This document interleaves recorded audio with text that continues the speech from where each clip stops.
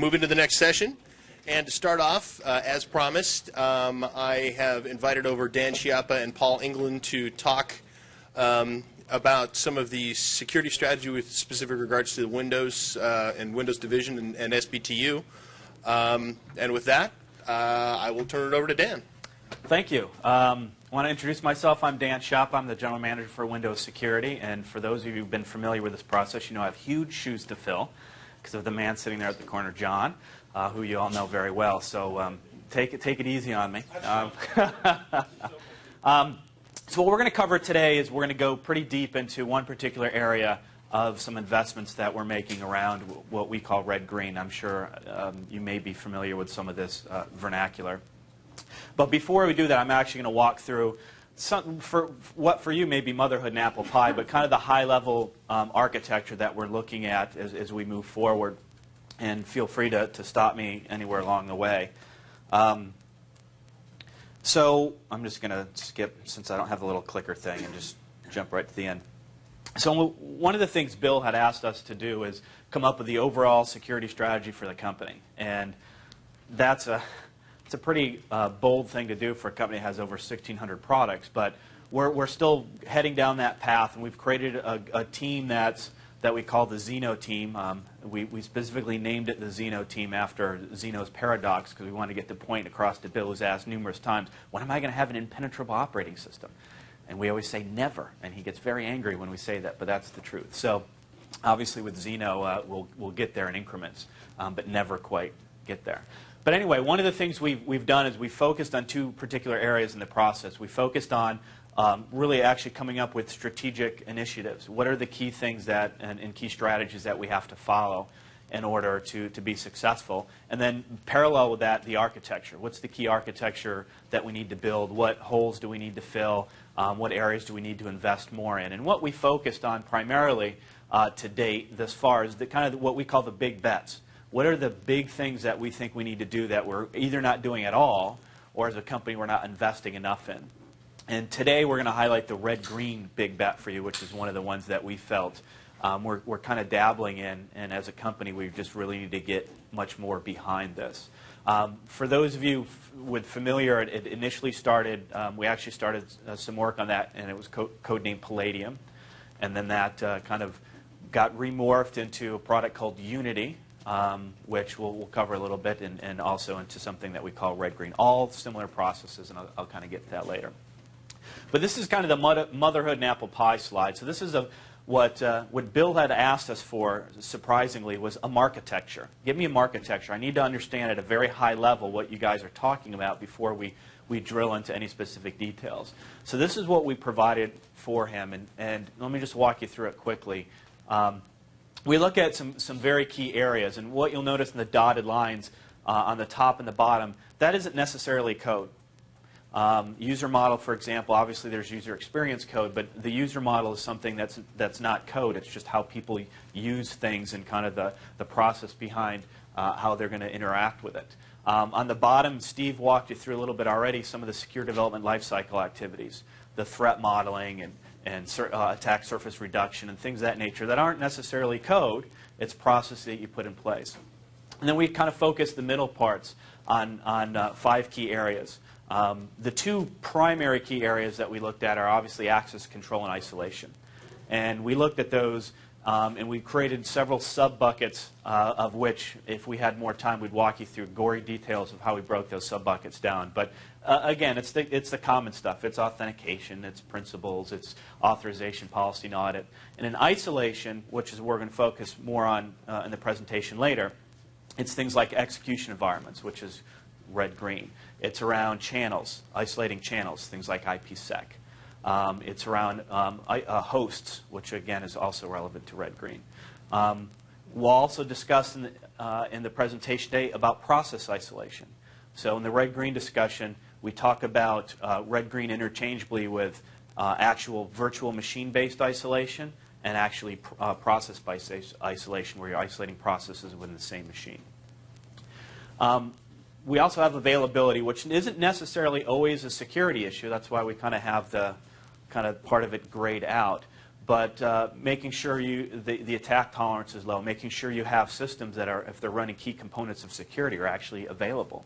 If you have no availability, you have no security. Management. This is an area that, as a company, I think we have great opportunities for improvement.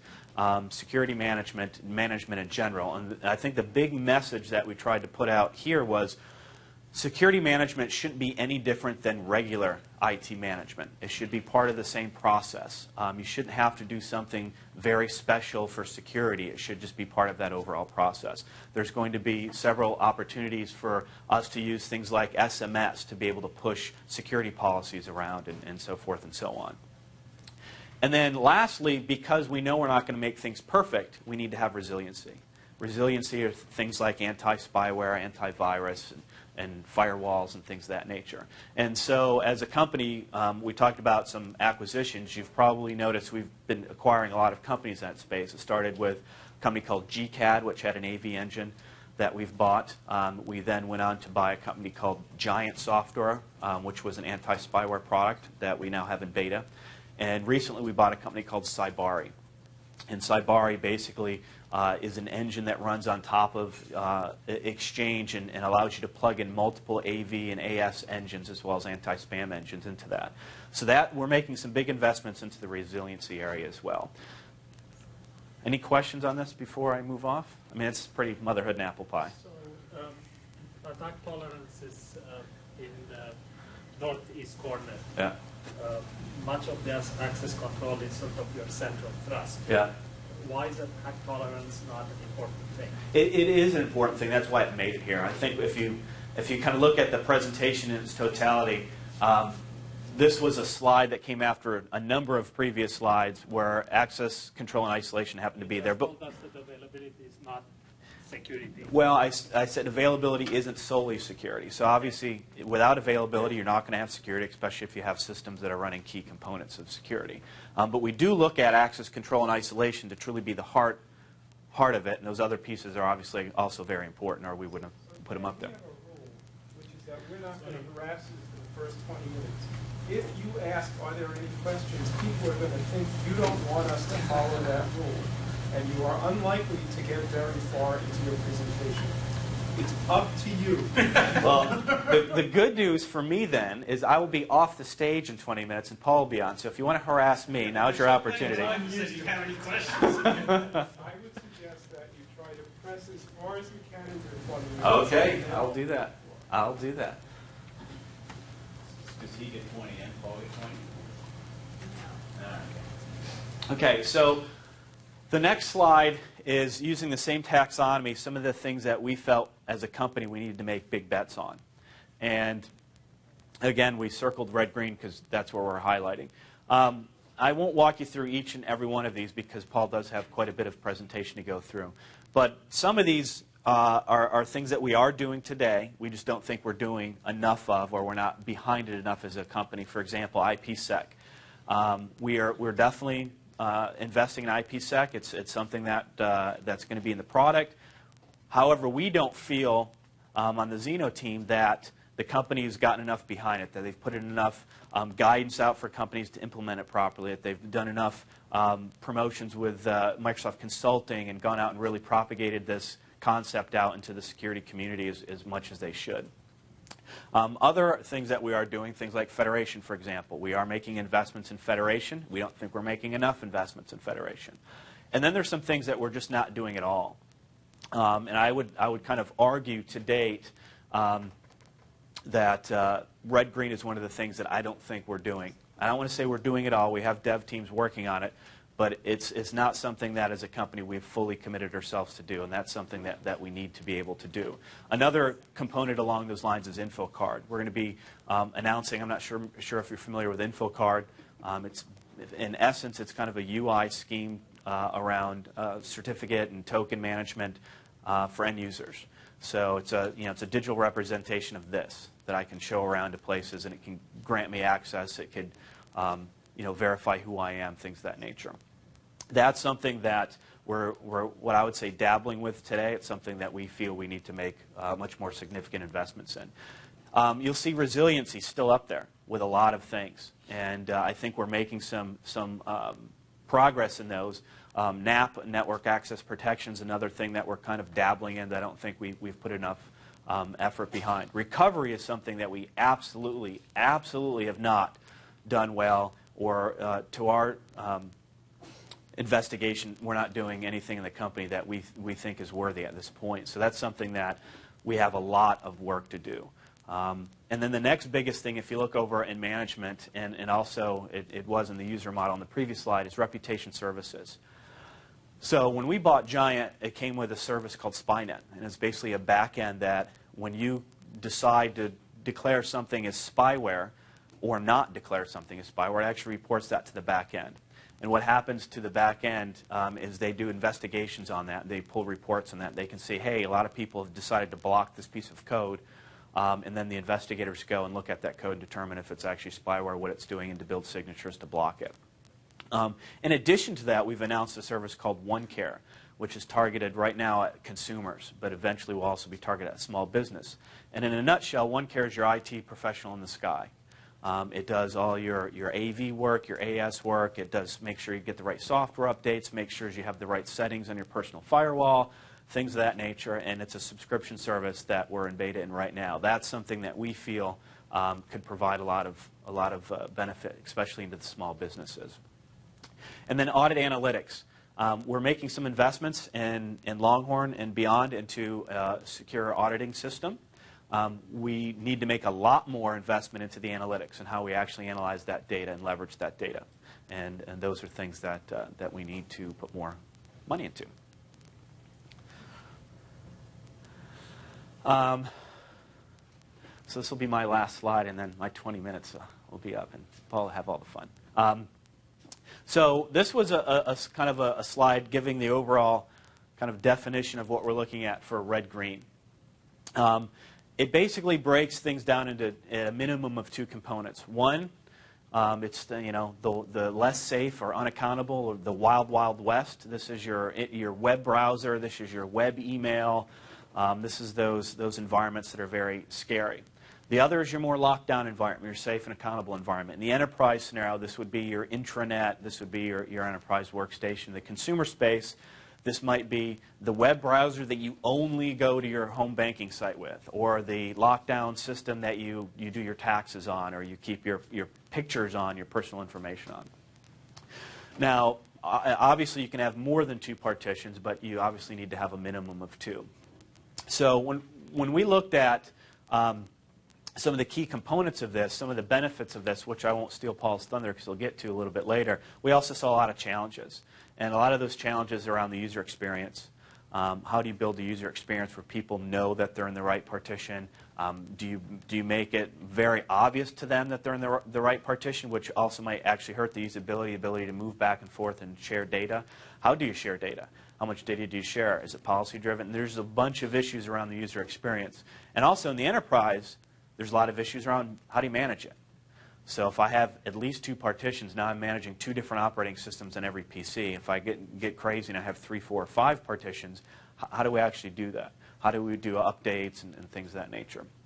So when we look at again, back to the isolation mechanisms, so the issue I just referenced in management is obviously in a virtual machine world. But you can also have isolation that's based purely on process. So you're running one host OS and you're just doing very, very strict and strong process-based isolation. MIC is our mandatory integrity control work that we've been doing. So this is kind of the high-level overview of red-green. Paul's now going to take over, and he's going to walk through in some pretty gory details about what we think red-green is, the benefits of red-green, the challenges. And since, well, he's got about... So if you're going to take a context switch here, then why don't we invite questions on anything but red-green? Sure. We don't know a lot about red-green. Floor is open. So you just listed Yeah. Well, I think when you think about confidentiality, it's a theme around many of the technologies that were referenced up there. Things like access control, for example, how data is accessed, how it's shared, things of that nature is kind of some of the subcomponents that would make up a confidentiality overview.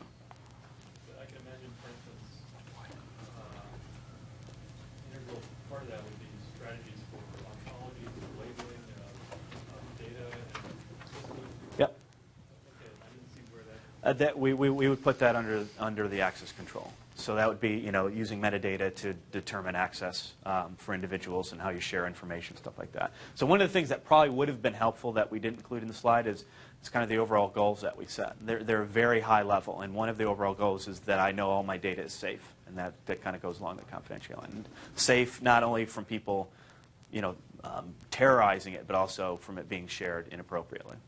Just follow up on that. So the words privacy or confidentiality don't appear on there. Yep. To the extent this is your first slide a slide that people will see as a sort of dashboard for doing things? Or? No. The first slide is just kind of a architecture slide to highlight the key components of technology. Well, that's the first time I've heard architecture. I've just had a efficient. Oh, Lord. I figure it's a fairly common software industry term. It's a term coined for very, very high level architecture. Okay. But if marketing is part of it, and words like privacy and confidentiality are left out, yeah.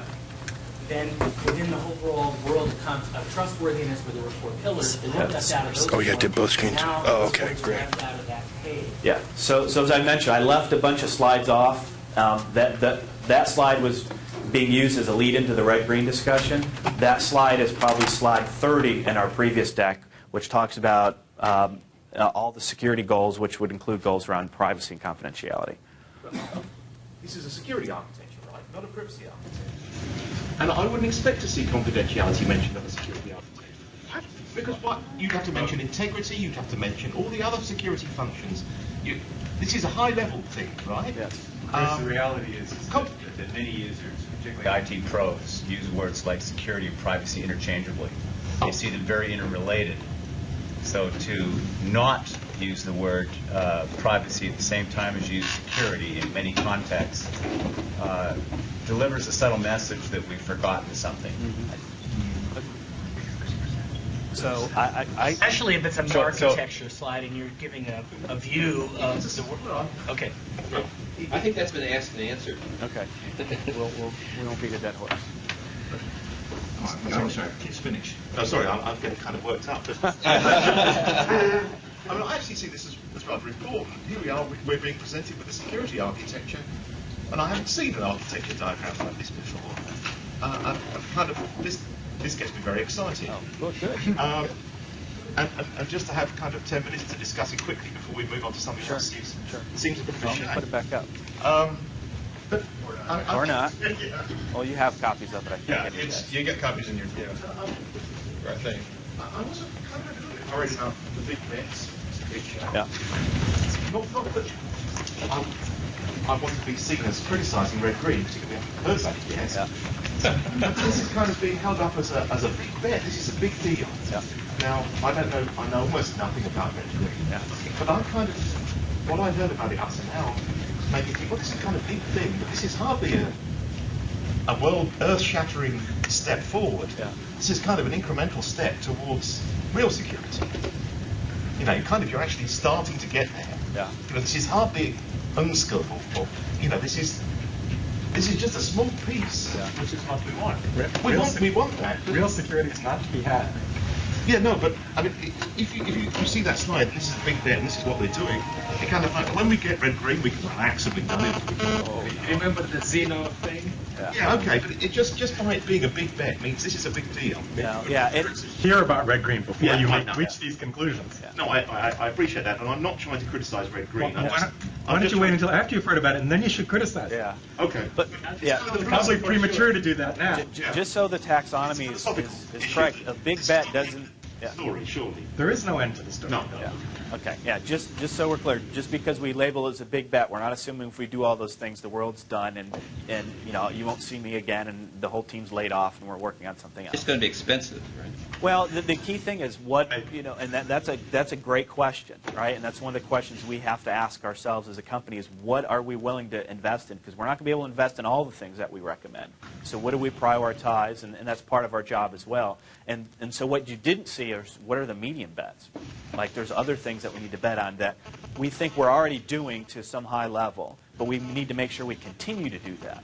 So for example, we actually had SDL in there. It's something we're doing. Man, we better keep doing it. We better make sure that it stays funded and we keep investing that because we saw very positive results out of that. And then there's some other things, you know, smart card support and X509 and Kerberos and things that are just core elements to what we're doing. We just need to make sure that people don't take their eye off the ball and go, oh yeah, we'll go fund red green and you know we're pulling all your protocol devs off of security protocols to go do that. We have to keep those things funded as well. Will we hear a little more in the second presentation about how this might fold into the product streams in the future? I think a little bit. So what we're gonna talk about when we look at, and I'll give you just kind of the overview. We look at kind of the original roadmap. The original goal of Palladium and Unity, it was going to be the operating system. And I think where we're at now is when we're looking at Unity, what you'll hear about, Unity is based upon a hypervisor. We're doing some internal hypervisor development, and this is under your confidentiality. That for the client piece is going to be a little bit farther out than we'd like to have for us to build our Unity architecture. There's a silver lining to that in that we're going to build, or we're looking at building a red-green product. Whether we charge license for it or not, it'll be something that installs on top of the operating system that uses virtual machines, so it uses virtual server. So the full Windows OS becomes the host, which isn't obviously the greatest scenario, but you still provide isolation by running a virtual server, and we found virtual server to be more compatible to this scenario than virtual PC, and running a separate operating system in that host. And the silver lining about that is we can actually get a lot of learning from that before we actually bake it into the OS. How do people use it? What user experience feedback do we get? What can we change? How do we deal with manageability? Things of that nature. We take those learnings, and then when we bake it into the OS, we get it right. So that was part of the scare of just throwing it into the OS. Tiny question. I will not introduce the passion that Chris was introducing, but do you deal with legacy software within this model? Yeah, absolutely. So one of the things that we've done with Longhorn is we've created a bunch of security gates to check into Longhorn. We're going through security assurance, and every piece of legacy code is going through those gates. In the past, you know, it's mostly just the new stuff that went through that. So we're going through all that. So also part of what we're looking at legacy code here, and we'll kind of touch base a little bit in the red-green, is the ability to do isolation for backwards compatibility. So as we do make strong improvements in the platform going forward, there's going to be things that might not work anymore. And we have to constantly take that trade-off as this very extensible operating system that tries to make everybody happy. That also leads to a lot of the security issues that we have. So as we start to make broad-scale changes in the architecture and the platform, one of the ways that we can deal with legacy code and backwards compatibility and things of that nature is through virtualization. Any last questions before I turn it over to Paul? Just so I'm clear, red-green is not replacing green. No, red-green is a stepping stone. We're using the term now red-green as an overall kind of catchphrase for isolation. You'll see in the presentation, it could be processed, it could be virtual machine. There is a specific product as well that we're building that I kind of described, the virtual server-based one, that is a stepping stone to Unity. So 90% of the work going into that is applicable to the Unity work. So, but it sounds like it's more than isolation. It sounds like it's confronting the realities of having users cope with the different isolates differently. That is, I thought the deal was we weren't going to ask questions about red-green. I just can't wait for the red-green presentation. Yes, you can. I'm sorry. It's not only isolation. You say isolation to most people, they just will think about one processor can't affect the other. Yeah. But you've taken it a step further. You're worried about the user knowing what it's talking to and what it means. Correct, and that's the whole challenge around the user model. So you sell yourself short when you say it's about isolation. One last question. How committed are you to this diagram? How committed are we to the diagram? Are you going to do it, or is it just slideway? No, I mean, part of what we've done is we've brought in several people from around the company outside of my team specifically, Butler being one of them. We brought in architects from around the company as well to participate in this, so we can get kind of that grassroots movement around that. I think the company as well, what we found when we started this, there's a lot of kind of cynicism around, hey, are we going to spend a lot of time in this and it's just going to turn into slideware? And so we created two different kind of working groups. We created a core team, the people that we were up until recently meeting, 2 hours every single day, and then off, doing our various work, and then an extended team, which was more kind of reviewers and contributors. We were turning people away from the core team from all over the company, and so there's been a lot of good momentum around this effort around the company. We're not done yet, so what we're providing to Bill this fall is what we call version 1 of the architecture strategy. And the reason we're calling it version 1 is precisely why we also call the project Xeno, is there's going to be a version 2 and a version 3 and a version 4. And we want to really get that across. So part of our goal is once we get version 1 completed and we get our chief architect's buy-in, then we actually start working collectively across the organizations to make it happen. And part of what that means is we work closely with things like SDL. So one of the things that we're going to do in this process is we're going to, my team's responsible for building the Windows architecture, but we're also going to develop architectural principles that other groups in Microsoft should follow. I obviously can't go out and architect SQL Server's product.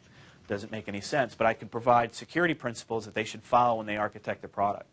And so we'll have mechanisms for kind of enforcing and encouraging that. Encouragement through SDL and through design reviews and things like that, and then enforcement through things like security assurance and final security reviews. So we feel confident that we'll execute on it. Right. I don't want to waste all the people's time on it, Butler's valuable time if we're not going to execute on it. Okay, so one last thing. The availability fell off the big bets. Sorry? Availability is not one of the big bets you're making.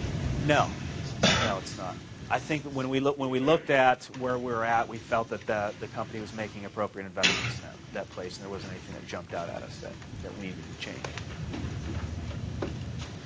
Okay, I'm going to turn it over to Paul, and he'll walk you through it.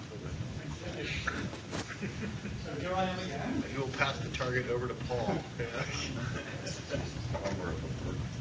Here I am again. I'm going to waive my right to the 20 minutes of silence, by the way. I like giving interactive presentations, so you weigh in. So here's the outline of the talk. I did a mega merge of 2 slide decks last night, so this may not flow quite as well as it would have done if I'd been given more than, say, 12 hours notice to do this, but I'll do my best. Roughly, introduction, I'm going to walk through the motivation for red-green, divided into 2 parts, why virtual machine monitors generally, and why red-green is a distinct product from virtual machine monitors. Talk about our red-green technologies. We'll talk explicitly and in some detail about the user model that we think is appropriate for these technologies. And we are designing this right now, so providing this is exactly the right time to be in a room with you guys so that you can provide feedback on this stuff. And some other knotty topics that come up with virtual machine versions of red-green technologies, administration being one of them. Spend a little bit of time, Dan mentioned that we're kind of splitting out the red-green isolation technology from the red-green user model technologies. And I'll spend a little bit of time thinking about how we could implement red-green in the operating system. And one of the things I'd like to get feedback from you is if we're going to make a big bet in one place or another, where would be the appropriate place for us to invest? Because there are trade-offs in each direction, and we don't know what the real answers are. And I got a bunch of things on the end which I find interesting and we're still trying to sort out. So this is the what is red-green overview slide. We're looking to put virtual machines on enterprise desktops for security reasons. We have a bunch of VM technologies within Microsoft. We have Virtual PC, we have Virtual Server, we have the Virtual Mac products. These were designed for rather specific purposes. Virtual Server was designed for administrators and server deployment, and Virtual PC is sort of designed for geeks and for software developers, say. And these really haven't been targeting enterprise knowledge workers. So the Red-Green project is mostly about getting virtualization technologies onto enterprise desktops so that some of the security benefits that I'll talk about accrue. As Dan said, there's sort of two parts to why we're doing this. One is we see virtualization technologies, hypervisors, as being an important part of the PC strategic future. And using these virtualization technologies for security purposes is going to be part of that. So we see that red-green-like technologies will be arriving as hypervisor technologies arrive on the PC platform. But the other part of that is I will argue that we can do quite a lot right now with our existing virtualization products like virtual PC, virtual server. And so one of the things that our team would like to do is to get something out in the marketplace early so that we can iterate in a more restricted, restrained environment than doing an OS release. So does that on virtual server, does that mean that desktops can't use it? No. It's just, I'll argue a little bit about why we use virtual server later on, but it's just for technical reasons, it's a better platform for us. Obviously, lots of work on VM technologies over the decades have been influential here. A couple of things that have been, I think, particularly important to us, to the product team recently, is Dan Simon came up with a secure, sort of like a user security model that he called Window Box, where you basically have full screen desktops that are set up to do particular activities, like a banking desktop or a surfing the web desktop. And we're taking a lot of those ideas into the Red Green project. But there's also been agitating for this too recently. Okay, so how we got here? I guess I met 2-3 times over the last couple of years. The last time I was describing what our hypervisor technology looks like and how we intended to do interesting security things with it. Since that happened, the hypervisor schedule on desktops has slipped out quite a long way, like sort of 2008 or something like that.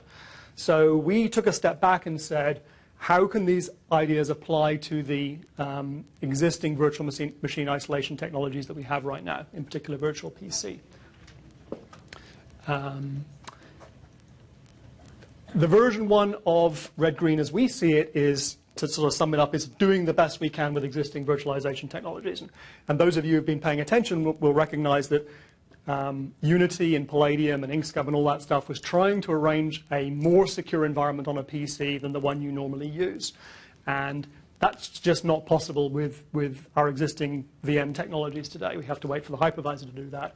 What we're kind of doing with Red Green is we're building a less secure environment than your main computing environment. And you may think that's not a particularly worthwhile thing to do, but obviously good things accrue from that. If you have a less secure environment to do things in, like a sandbox, then some things that you would have had to do on your normal main operating system, your host PC, you can now do in this sandbox. So good security things happen from doing this, providing this red sandbox. Okay, next few slides are an argument for why virtual machine technologies are an interesting security isolation technology to think about using in our repertoire of isolation mechanisms.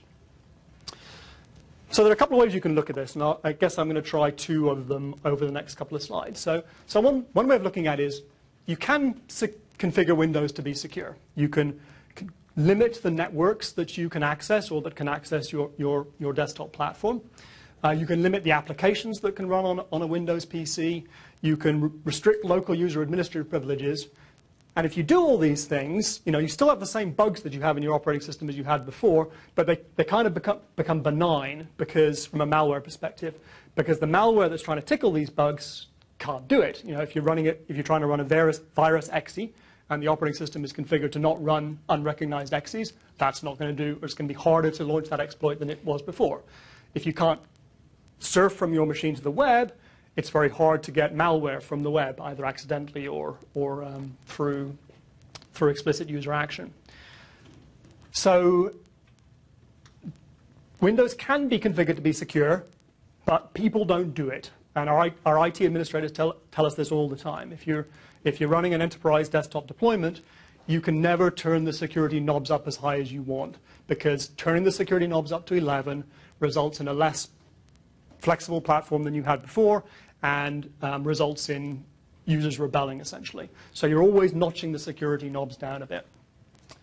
So you can so you have this tension between configuring for security and configuring for flexibility.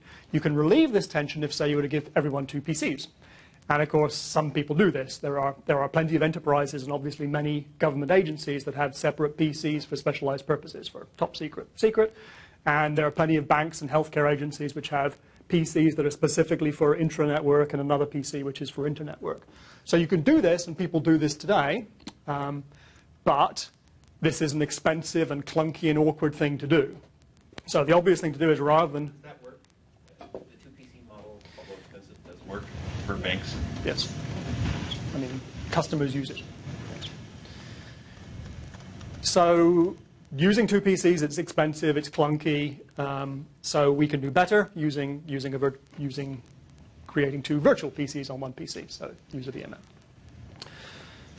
So this is another way of looking at this, this problem that we have if we use the PC for too many purposes.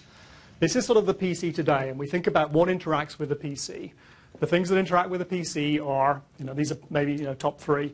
Programs interact with the PC interacts with network services, network hosts, and the PC is kind of configured by administrators. And the problem we have today is the PC is used for too many purposes.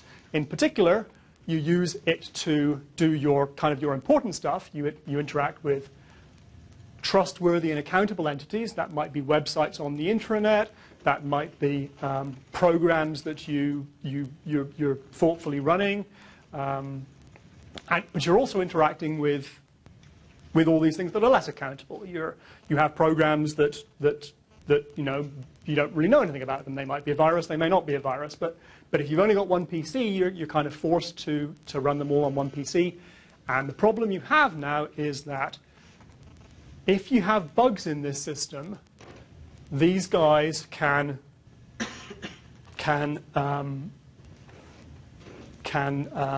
get at your more valuable assets, can crash the machine, can affect integrity, can affect confidentiality. So this is the pictorial representation of red-green. We partition the machine into 2. We provide a red machine where you interact with your less accountable, less trustworthy entities, and a green machine where you interact with your more trustworthy, more accountable entities, and you put a nice big strong isolation boundary between them. Butler likes to say everyone has a red machine right now. I think that's probably a fair description of the situation. This slide's a little bit repetitious. One thing I would like to say here is, in a sense, many of our security bugs that customers face today, the operating system couldn't possibly hope to fix anyway. Right? More and more applications are network connected, and applications run with user privileges. So if you really care about confidentiality of stuff in my documents or integrity of stuff in my documents, it doesn't really matter how secure the OS is, because applications can do bad things on your machine to your data. And so that's one of the things that we're addressing with red-green. OK, so it's pretty clear that if we have 2 separate physical machines, the isolation characteristics are going to be pretty good. We have to put them on 2 networks. We'll talk about that later.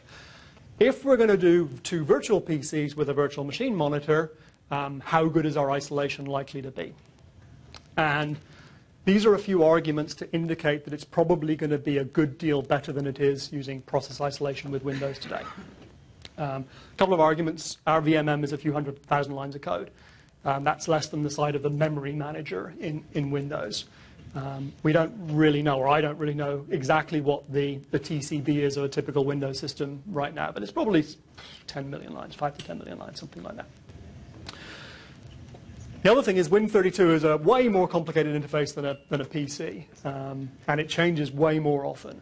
So you can argue against, size of code indicates what your likelihood of privilege elevation bugs are going to be. You can also argue what the stability and complexity of the interface is. And You might think a PC is a complicated thing. It's way less complicated than Windows is. So we have reason to believe that VM-based isolation is going to be a good deal better than process isolation in Windows. We haven't yet had a privilege elevation bug launched against our virtual machine monitor technologies. I'm sure we're going to, but my guess is that they're going to be 1 or 2 orders of magnitude less frequent than privilege elevation bugs successfully launched against the operating system. Can I ask I know that AMD and Intel are trying to support virtual machine. Does this help you, and does this add to the arguments, or is it irrelevant? Or? I think it's more or less irrelevant. I've got a slide on. So there are plenty of existence proofs that you can build a virtual machine monitor on a PC today. You can buy one from VMware, you can buy one from us. You can, there are open source ones out on the internet.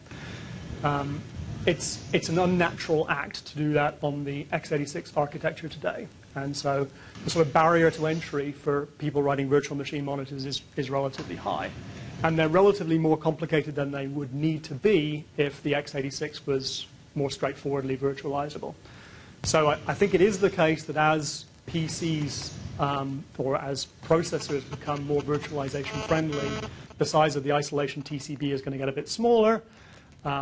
But it's not going to matter much. I'm personally way more worried about people breaking into the VM virtual machine monitor by going into the virtual disk than I am worried about them cracking through into the virtual processor, if you like.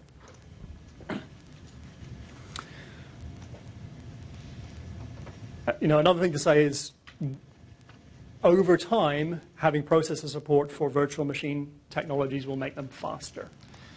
Again, I think processor performance isn't what's stopping us right now. I think disk and video performance are more pressing. So it's good they're doing it, but I don't think it's really a wash for us.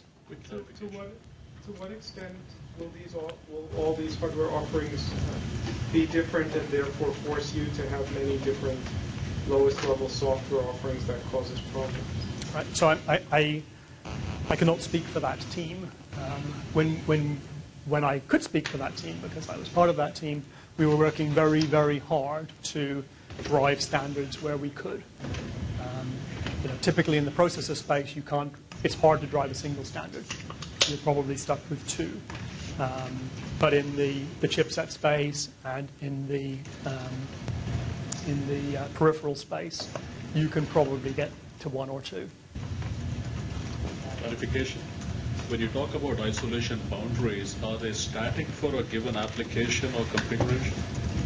So the isolation boundary that for the first half of the talk, 2/3 of the talk I'll be talking about, is a virtual PC. So it's a piece of software that emulates a PC on which you can install and boot an operating system. So it's kind of set up statically as when you programmatically bring up a virtual machine, all of the services and the devices that you would expect are there.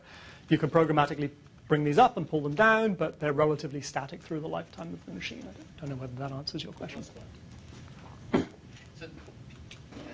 the reason for this slide is to answer the question, well, why is this any better than process isolation? Is that the reason for this slide? Okay. And the next thing I'll say, and again, this is something that comes from a virtual machine monitor, which doesn't really come from process isolation, is you're nesting your isolation boundaries, right? If you're mostly concerned about attacks coming in through the red machine, then and your important stuff, the thing that you care about protecting, is on the green machine, you have to have a simultaneous unpatched bug in the red machine so that you can get in here, and an unpatched bug in the virtual machine monitor so you can get through the virtual machine monitor into the host. And maybe you need a bug in the host as well. So good things happen because the isolation boundaries are nested. If you were to think that these probabilities of there being an unpatched bug are independent, then you might think that you have, you could get into a place where, once every couple of years, the average user has their system in a place where a bug could do something profoundly bad. Okay, but isolation is only half the story, and we'll return to this throughout the presentation, because this gets to user model and to a lot of things. If we are going to partition the machine into two spaces, do the red-green thing, if the user, because they're clueless or because we don't help them enough or we don't provide technical measures to make it happen, if the user stores valuable stuff in the red machine, and the red machine is the one that we think is going to be the one that's going to be subject to attack or more vulnerable, then red-green doesn't help. So a recurring theme will be, how do we arrange that your important stuff stays on the green machine? And we'll talk about that for enterprises, and we'll talk a little bit about it for consumers as well.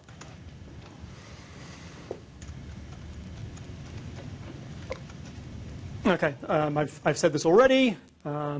I will just repeat the key bullet. Virtual machine technologies are out there. They haven't been targeting the security scenarios, the enterprise desktop security scenarios that we're looking at. And if we want these things to be usable and deployable we have these persona people, and our enterprise desktop worker persona is called Melissa. So if I occasionally say Melissa is the guy who's sitting in front of Excel and Word and stuff like that, doing enterprise desktop work.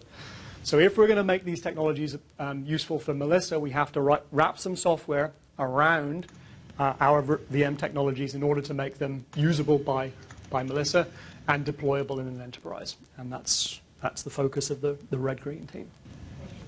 Yep. Have you measured or have any measurements to say what the cost is for somebody who's actually running two physical PCs? Because I suspect the real cost isn't in the hardware, it's in the management, right? So that tells you there isn't yet an improvement really in using VMs over a physical machine. One of the things that we are doing as part of the Red-Green project, though, is looking what the costs are from scaling out from, say, 100,000 to 200,000 machines, and seeing whether we can mitigate those costs. And we'll return to that point again as we go through. I would expect that, although there are management costs, there's the real costs and the perceived costs.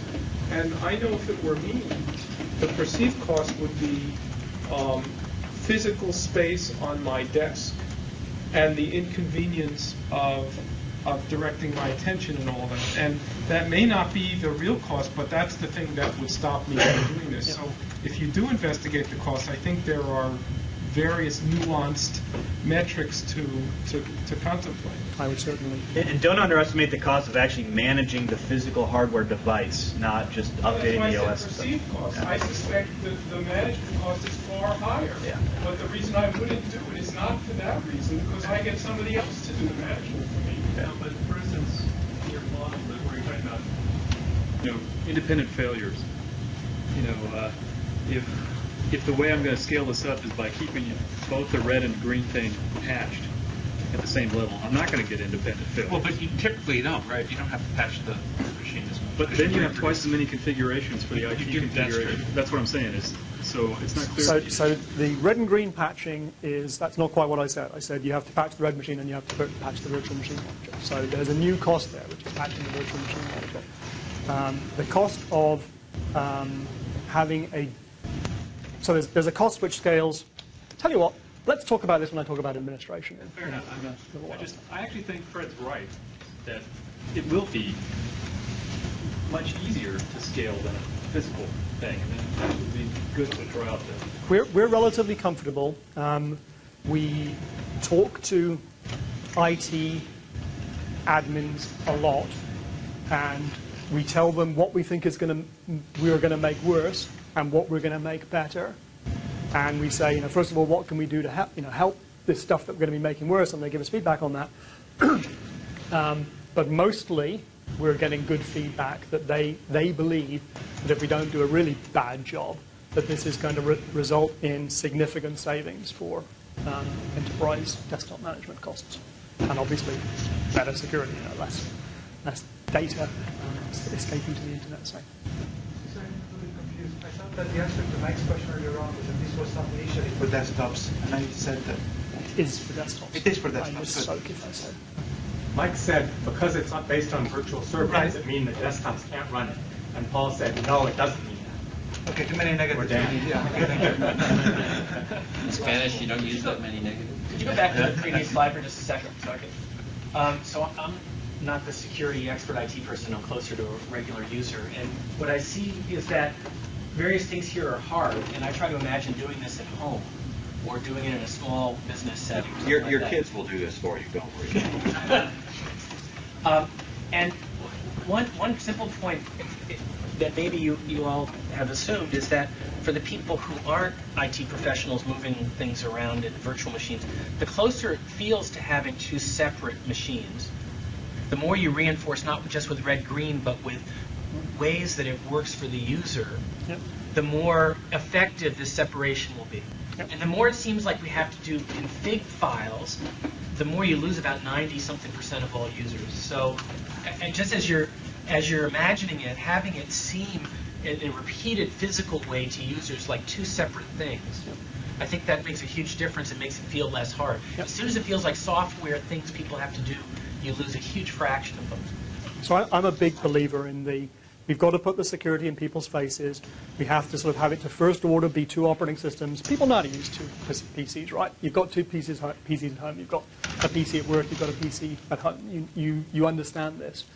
There's significant pushback within Microsoft to say that, no, you should integrate it better. My view is it's going to be way harder to make the thing seamless for a user. And we'll return to that point. Okay, so this is a simple, concrete scenario to keep in your head as we describe more. Red, green, in the enterprise, a simplified deployment, if you like. We're putting two machines on people's desktops. We're going to say that there are two virtual networks. We'll talk about how they are set up and defined later. Your green machines interact with intranet resources. Your red machines interact with internet resources. And there are probably other security policy setting differences between the red and green machines. For instance, a green machine may be set up to only run corporate approved applications. A green machine, you may not have local admin access. And I talked about the network connectivity thing. On the other hand, the red machine is going to be way more promiscuously administered, if you like. It's going to let you do pretty much whatever you want, essentially what you do with your desktop today.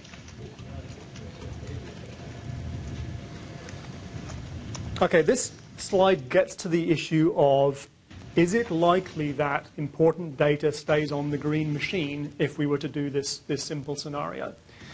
And we think it works pretty well. So the way we look at this is enterprise workers are get data that they process and add value or whatever they do to it through access to the network. So if you have a green machine which accesses intranet sites, accesses email, accesses file shares, accesses other green machines, most important and interesting data will be collected and manipulated quite naturally on the green machine. The red machine, in the simple scenario, just talks to the internet. So maybe occasionally you switch to the red machine in order to do do some competitive analysis or something like that. And some interesting data is going to be collected in red. You might accidentally or intentionally save something to My Documents, and other things like cookies and favorites and applications that you've installed are things that you might consider to be important. But we think that it works pretty well with the simple network and policy settings that we can, network partitioning and policy settings we can do right now. It works pretty well that this will result. You get mostly good data in green, data which is certainly unimportant to the enterprise administrator in red, and of course you're hoping that the bad code naturally turns up in red too. So, and the critical thing to realize here is the green machine is way more protected than it is today, so green data enjoys similar protections. So, for me, you buy it? Yeah, well, for me, the email would be the question. So email's the big one. Yeah, do people normally keep separate their email if they work as an enterprise worker? They have corporate email and other kind of email. Is that the way it works? I don't know the answer to that question. I think a lot of people have a Hotmail account or a Google account, and they would run that, on a machine where they have internet connectivity. So if their personal mail is mostly coming to through the internet, then it will very naturally be their personal mail shows up in the red machine, and the corporate email shows up in the green machine. The other thing is that corporate mail servers typically run fairly aggressive filtering policies on the incoming mail. Yeah, I think for exchange configurations, it's a very reasonable. Well, how about Microsoft, for example? I use my account for everything, but I haven't had a virus come into my mailbox for the last 2 years, probably. So you get your personal mail here? What? You get personal mail at Microsoft? Because the people I know mostly have Gmail accounts for their personal. No, I use Depends how much. Or MSN People do both. Sorry. But this isn't really the issue, right? The issue is not whether you're getting your legitimate personal mail into your mailbox. The real issue is, can the bad guys use the mail client as a tunnel to get bad stuff on your machine? And what Butler was saying was, and my personal experience is, 2 years ago I would have said, no, we can't possibly put a mail client in your green machine. The vector for attack through the mail client is just way too serious. As I say, a lot of phishing mail comes through, but I haven't had a virus come through for years. And that's because they do very, very simple filters that are very, very effective on the server side. And, of course, run AV checks and all that stuff. But just blocking X's, right, that gets you a long way, too. I think it's what he said. The green machine may be more heavily managed. So you'll run Outlook and Exchange. Talking to Exchange, you probably won't run Outlook Express on the green machine. So you're careful on this slide to have the word enterprise in the title. Yep. But some people are going to, who see this, are going to ignore it, and one has to be careful. Because at home, for home users, and after all, they're going to read the newspaper too, this separation is much more difficult to contemplate. We have a nice little discussion topic on that later on. But it seemed you could be asking enterprise, your hypothesis of how the enterprise mail systems work, you could validate, or somebody could validate. They can say, is this your experience? Will this model work? Yep. And, we went through. We haven't done as much work as we have done because, as Dan said, although we put this up as a big bet, we think this is something which can make, qualitative improvements in client security. It turns out that just like 3 guys working on it. So we're looking at the analysis. We've gone through the last year or so of cert advisories and trying to figure out where a red-green deployment would have helped and where it wouldn't have helped. It's looking pretty good, but there are sort of quantitative analyses we can do to answer the question you posed. One quick question. How inconvenient is the switch between red and green? Okay, let's get the user model in very quickly. It's going to have to be easy.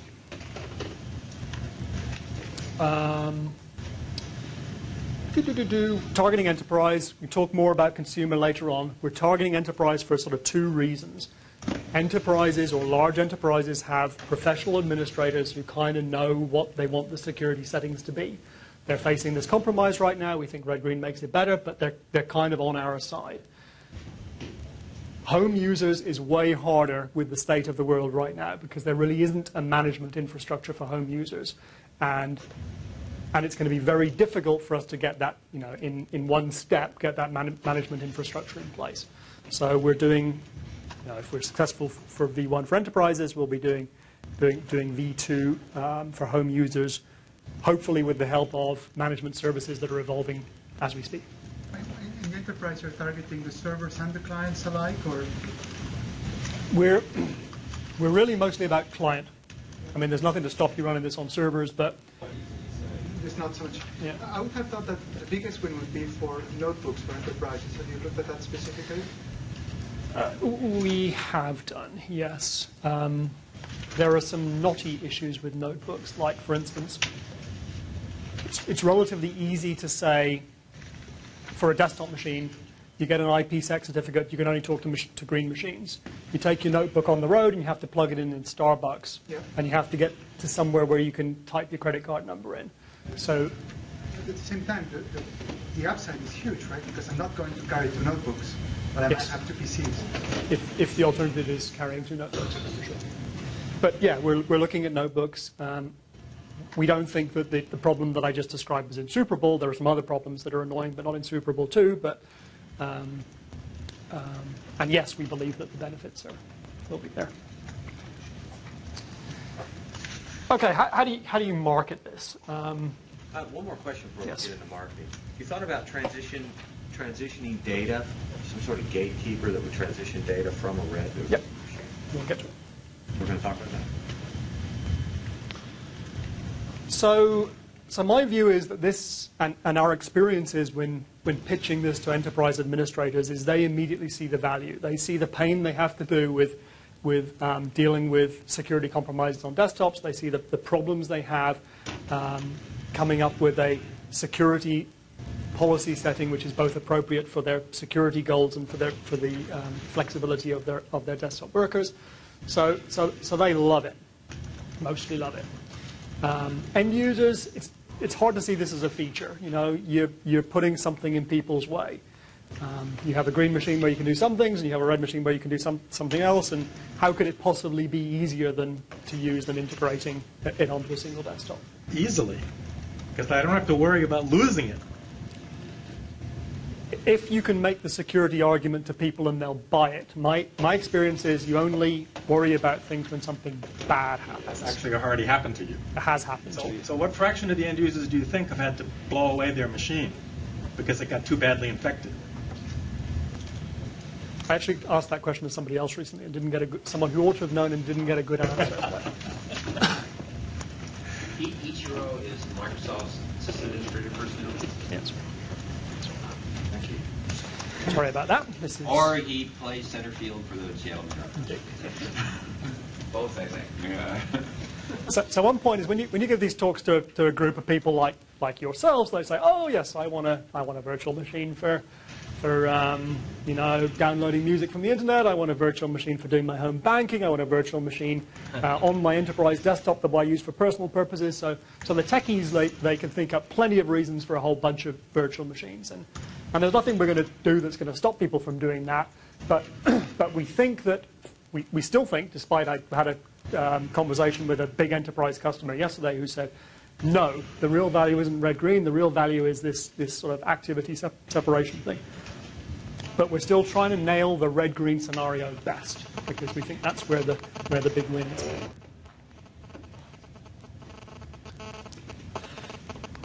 Okay, VM platform technologies. So this is what we're building on. We have a hosted virtual machine monitor. Most of you in the room will probably know what I'm talking about here. Hosted virtual machine monitor runs as a process, or in our case, a driver, on a host operating system.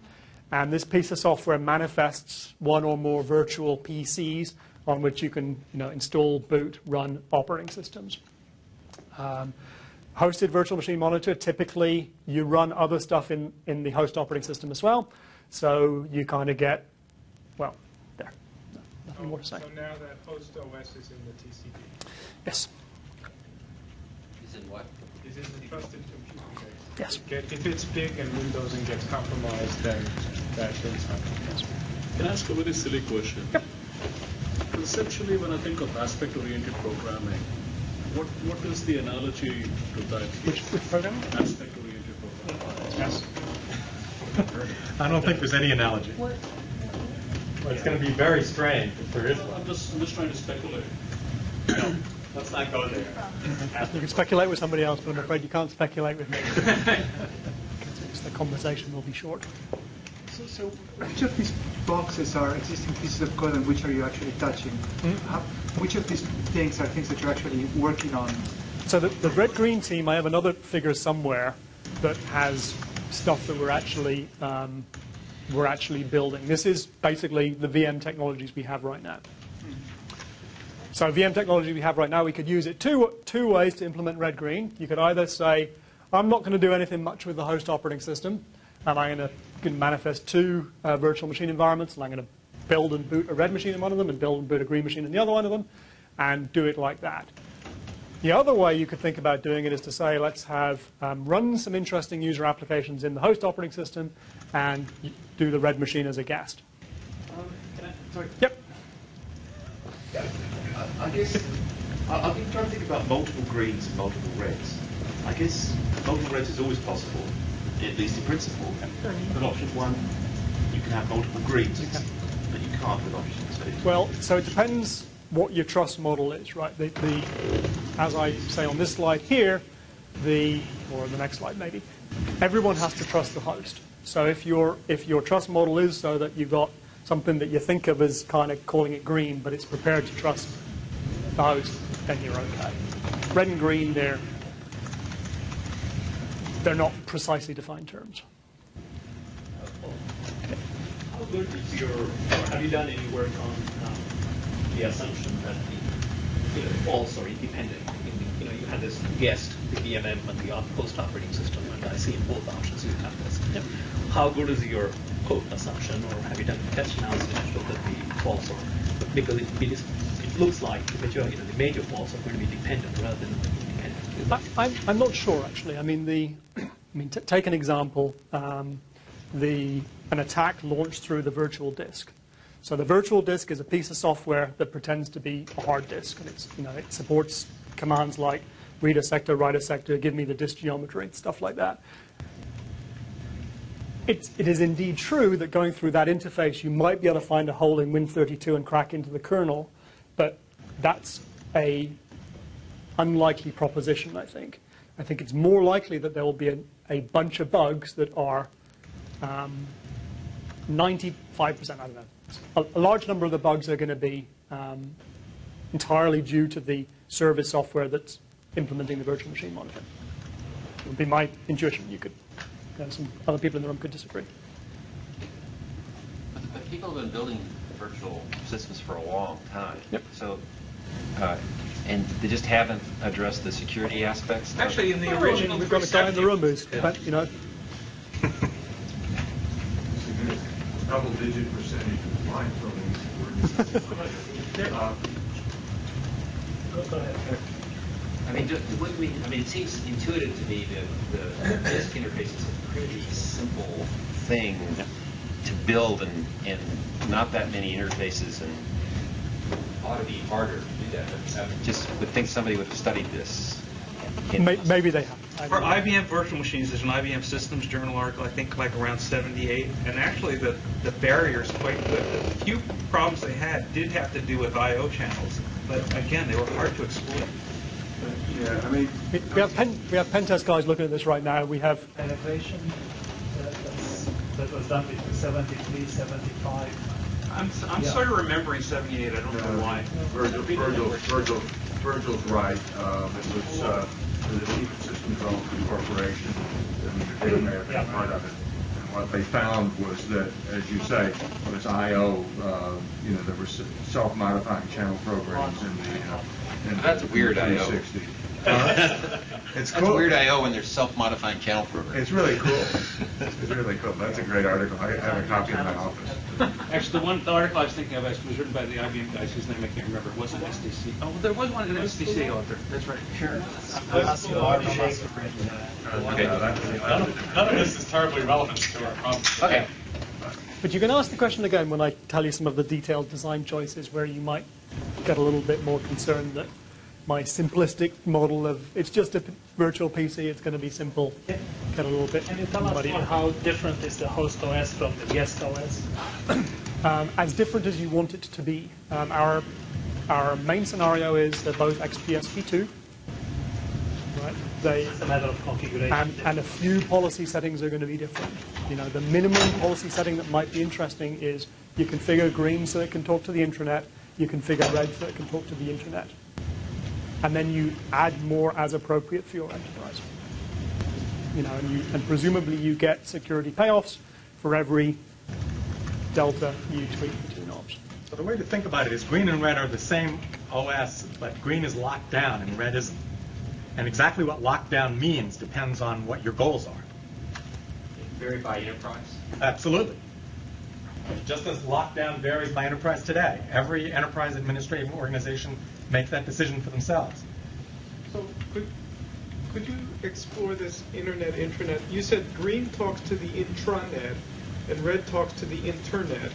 Well, that means green is a channel to the internet for red. Yes.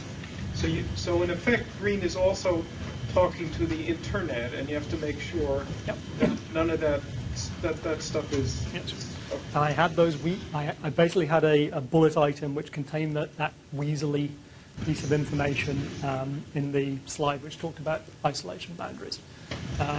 Yes, we are relying upon a certain amount of the, for instance, the network stack to provide isolation between red and green machines. You can, and one of the things they did for this Typhon thing, so Typhon's a code name for a sort of version of red-green that's which is targeting top secret. You can put a different net card in the red machine and the green machine. You're still relying upon a little bit of host networking code to route the packets in the appropriate place.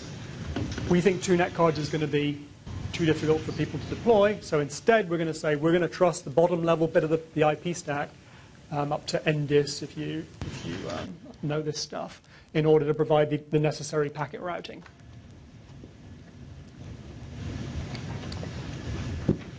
So we're thinking this is the one that people are going to go for. The reason is that with the current state of virtualization technologies, the guest is an inferior machine to the host. The main way it's inferior is video performance is worse. The host machine gets to talk to the nice 3D accelerated video card. The guest machine doesn't. It talks to some virtualized version of same. So we don't think enterprise customers are going to want to buy a brand new PC and have it perform from a video perspective like their PC did from 3 or 5 years ago. So we think this is the model that works, will be chosen and works well in the enterprise, because you're doing most stuff here. It's going to be snappy. You're using this kind of as an internet terminal. It's not going to be as good as the host, but it's okay for the target scenarios. And it's not possible to book a port with a video card in any disciplined way? Not with our existing virtualization platform. Do you understand how hard it would be to fix that and actually do it right, so you've got good video performance from We do. We've got guys working on it. We're working with the industry to try and get this balance right between security and performance. You're always making a trade-off. If you've got this really 100 million transistors being driven by a piece of code in a red machine, you're always worried that you can make those 100 million transistors do something bad. But we think we can come up with a reasonable trade-off. For the home scenario, though, I mean, if just parent-child versus red-green, child running games, etc., you're going to want the inversion. So here's the problem. Here's the inversion. What you want to do for the home is you want to run, your kid's going to want to run all the risky stuff against the hardware. So all the games, all the websites. And so this is what you'd like to do. You'd like to have a red machine that talks directly to the hardware. You'd like to have a green machine that you can use personally, or you can use for banking, or you can use for whatever, running up in a box where this guy is protected from this guy. But you can't build it, right? This guy basically can make arbitrary modification or observation of this guy. So we can't do it with VPC. With some work, what did you say? What was the acronym? Virtual PC. Virtual PC. Or virtual server, with a hosted virtual machine monitor. With a bit of work, we can think about doing stuff with the hypervisor, but stuff like having a machine, a green machine if you like, next door to a red machine which does have direct access to the hardware. But it's going to take a while in terms of calendar months or years. And the problem is, and you saw this from those of you who were in the room the last time I talked to you guys, the problem is that the hypervisor we're building for version 1, the hypervisor itself doesn't provide a useful trusted computing base. It doesn't provide enough services to boot an interesting operating system.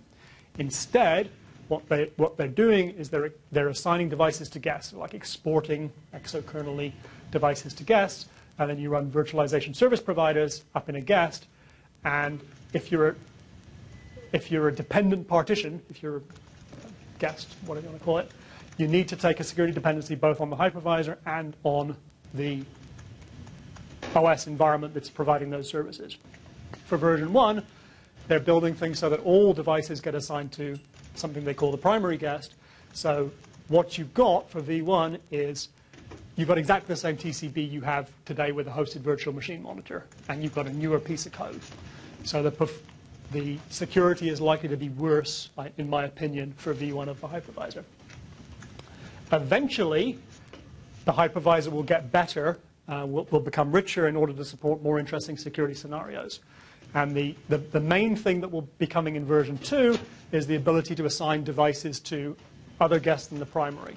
So you can start to do things like have a disk or a net card or a keyboard or something like that in an environment where, which is relatively locked down, and you can make better security claims about. How does this help with the graphics performance problem? It's really doesn't. I think if we're lucky, the hypervisor will only make things run 10% slower than they do right now. So I don't think there are any real benefits from the scenarios we're looking at for version 1 of the hypervisor. And with a pile of work, we can make some new interesting scenarios with version 2. And maybe by version 2, graphics performance gets better for other reasons. You have to be careful about that 10% because the numbers are typically for some mix of user jobs, and what you need is driver performance to be only 10% worse. But driver stuff is usually run very slowly because a lot of stuff would have to be simulated. It's presumably doing privileged operations. My 10%, and that's not a well thought out number. I just spat it out. But the point I'm making here is, with a hosted VMM, the VMM stays out of the way when you run in the host. With a hypervisor, the hypervisor's always in the way. Right. And there are more context switches you have to worry about. You're not just going from ring 3 to ring 0 to satisfy a disk request. So there are architectural reasons why this thing is going to be a pile of work to make it run faster than a hosted VMM. Right, but if it's a video driver you end up having to worry about, and I believe that may be, then it might be possible to make an investment in building a more trusted video driver that runs down in the hypervisor. Yep. And get the performance that way. A million lines of it? No. Well, no, obviously you have to try to come up with a partition so you don't have to do that, and then there's this whole standard. We don't write it. That way lies madness, Fred. No, I mean, you want the red box to own the video. I mean, so you just don't have to deal with it. You're saying basically the game community or the video community has a different value structure, so that they'll never trade off security for game rate. Is that? Yeah. Yes. Yeah. And it's just and it's a gigantic code base, so it's just not going to happen. Modern high-performance video drivers are a million lines of code, and they're not written by us. But they're written to run on some video device. Yeah. And wait. And if what you could do is come up with an abstract video device, which you emulate in the hypervisor, then Yeah, but that's not going to work, because what happens in every generation is that NVIDIA and ATI invent new stuff and support it in their driver. And they do that every 18 months. But so there's no way you can make that work. But they do it under your guidance. No, they do not. They pay no attention to us. I thought Microsoft sets the APIs at the software. Yeah, but that's way higher up. And I think I remember talking about this at length, the pain in this I/O space a year ago. And I don't want to do it again. There are people working on it. None of the solutions is entirely satisfactory. We are working with the industry to come up with models that hope to strike a better balance than we can right now between security and performance, but it's not going to satisfy everybody. So I think the point of this slide was the main I/O performance problem, at least for the common environment, is in fact video. Yeah. And it doesn't have that much to do with hypervisors. No, it doesn't. So those were the 2 points. So hypervisor is not going to help, really, for the home user who wants to separate games and serious stuff. It may do eventually, but it's going to be a while before we get there, and it's going to be hard. Would it be possible under version 2 to move the fancy graphics card over to the red environment altogether, so that I can still do my work, but I won't have fancy graphics, but who cares? Then you won't be able to see any messages No. from the No, the goal in green fact part is, reliably. that is not right. The goal is in fact exactly to do that. Yeah. To make the graphics hardware exactly support that. That's what Paul said somewhat less explicitly 5 or 10 minutes ago. That's exactly the goal. And there's two problems with it. One is you got to get the fancy graphics card makers to actually do it. And after that, you have to worry about how many bugs there are. So, but that's exactly the strategy. You have 2 cards. Or you have 2 video cards. That seems like an impractical strategy. I'm not so sure. I mean, you get chipsets with video built in. Right. Yeah, that's not the same as having. No. So it's easy enough to add. Hey, 2 video cards means 2 screens. No. It doesn't. No, you have a switch on the frame buffer. It's one of the strategies we've been doing, but I'm not. In some sense, that's what we're going to have. Yeah. And there's a lot of different ways to implement it, and they have different kinds of. I'm the guy with the clicker, and I'm moving on. I think I've said this before. We're putting stuff around RVM technologies to make them usable and deployable. Building on virtual server. Main reason for that is it's newer and it's got a better programming interface. So if we want to enhance it, it's easier for us. This is the thing that it will generate some squealing in the room. There are 2 ways we could do I/O remoting. The virtualization services team have built an emulated video card, and they've built an emulated keyboard and mouse. The other thing we can do is we can basically term serve into a guest operating system to do I/O. We have chosen to do that for the enterprise desktop product. The reason for that is it's, well, there are a bunch of reasons. Performance is better, it's more programmable, it's a more developed code base. The downside of that is we're introducing a new component with a way more complicated isolation boundary than an emulated video card. We're conflicted about this, but our team is mostly about doing technology integration at this point, and we've got these 2 choices, and the other one just doesn't seem like it's going to hack it for enterprise desktops. So we're making this painful choice. What's an AX? ActiveX control. But it's better from a does more and it does it faster. Okay, so we're going to enter into user model here, and the technologies we're developing to support the user model. I'm going to talk about the first 4 here are client side, what the user interacts with aspects of this. Something we call the guest bar. That's a name that is derived from our taskbar. It allows you to switch between virtual machine environments. We're doing some stuff to support credential caching, if you like, single sign-on. We have this thing that we call the airlock, which mediates transfer of data between machines.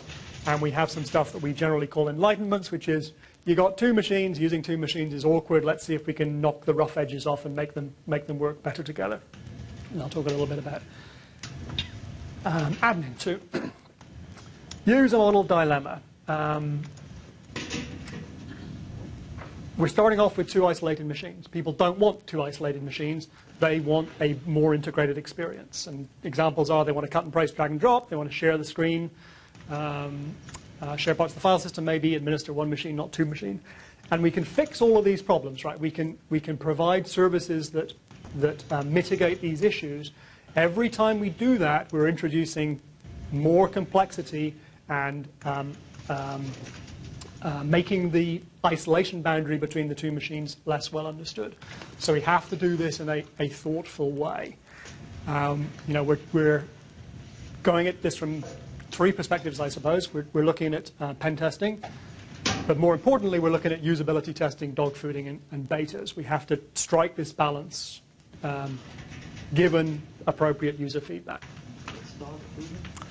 Dogfooding is a Microsoft term which I think derives from if you're a dog food manufacturer and you think your stuff is good, you should take it home and either feed it to your dog or feed it to your kids or something like that. So dogfooding is our term for, we make dog food, we make software. we should be using that software in alpha or beta form on our desktops before we foist it on the world. The dark side of dog fooding is when they put you on a dog food exchange server. And then your life, it's actually not so bad these days, but a couple of years ago your life would sort of grind to a halt.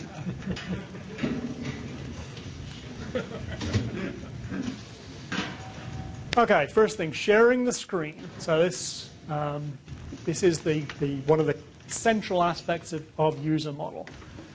How do we want to do that? 3 choices here. There are some more, but switch desktops. You've got a red machine, you've got a green machine, you can flip between them. And we provide some hotkey sequence or something you click on the screen to allow you to do that. Virtual KVM. At the other end of the spectrum, we provide a fully composited desktop. You know, we might provide some window decorations to indicate that this machine comes from a red machine, or this window comes from a red machine, or this window comes from a green machine. But we're trying to do a good job compositing them together. And then there's something in the middle where we split the window down the middle, or we run one desktop inside another desktop, or something like that. The issues around this are, how do you make this choice? Aside from just saying, oh, we'll test it, we'll dog food it. The issues that are important are user confusion. I think, I don't know, Peter, I think, said earlier that if you give people something that looks like 2 PCs, they're probably going to get it pretty soon. Alternatively, if you were to give them a fully integrated screen and say, you do file save as, and your document goes somewhere, and it depends whether it was a red window or a green window you were saving it in, or you changed the desktop settings or something like that, it's going to get really complicated. So user confusion is a hard thing to get right. Spoofing and phishing, I think it's plausible that if we provide users with a banking desktop, I think it's plausible that we could teach them that they should only enter their banking credentials on the banking desktop. I don't think it's plausible that we can stop them from doing that in a fully integrated environment. So those are both things sort of in favor of saying let's put security in users' faces. Let's say you're in a green machine, you're in a red machine, and you behave appropriately. On the other side, you have to make sure that using these 2 machines is not too clunky. Well, how does a user know that a banking app belongs in the banking machine or the configuration? They're going to need help. Ichiro kind of knows what's scary. Internet scary, internet good. And that's kind of, in a nutshell, why we're doing enterprise first. But even at the enterprise level, presumably the administrator makes a policy decision, but makes it based on what? What qualifies an app as belonging in red versus belonging in green? Ichiro, depending on how good he is, has a list of the internet sites that he considers to be trustworthy, Intel.com, Microsoft.com, I don't know what else, and has a list of applications that he thinks he wants to run. And he configures the machine and the network to do that. Does he decide for himself? He decides for himself.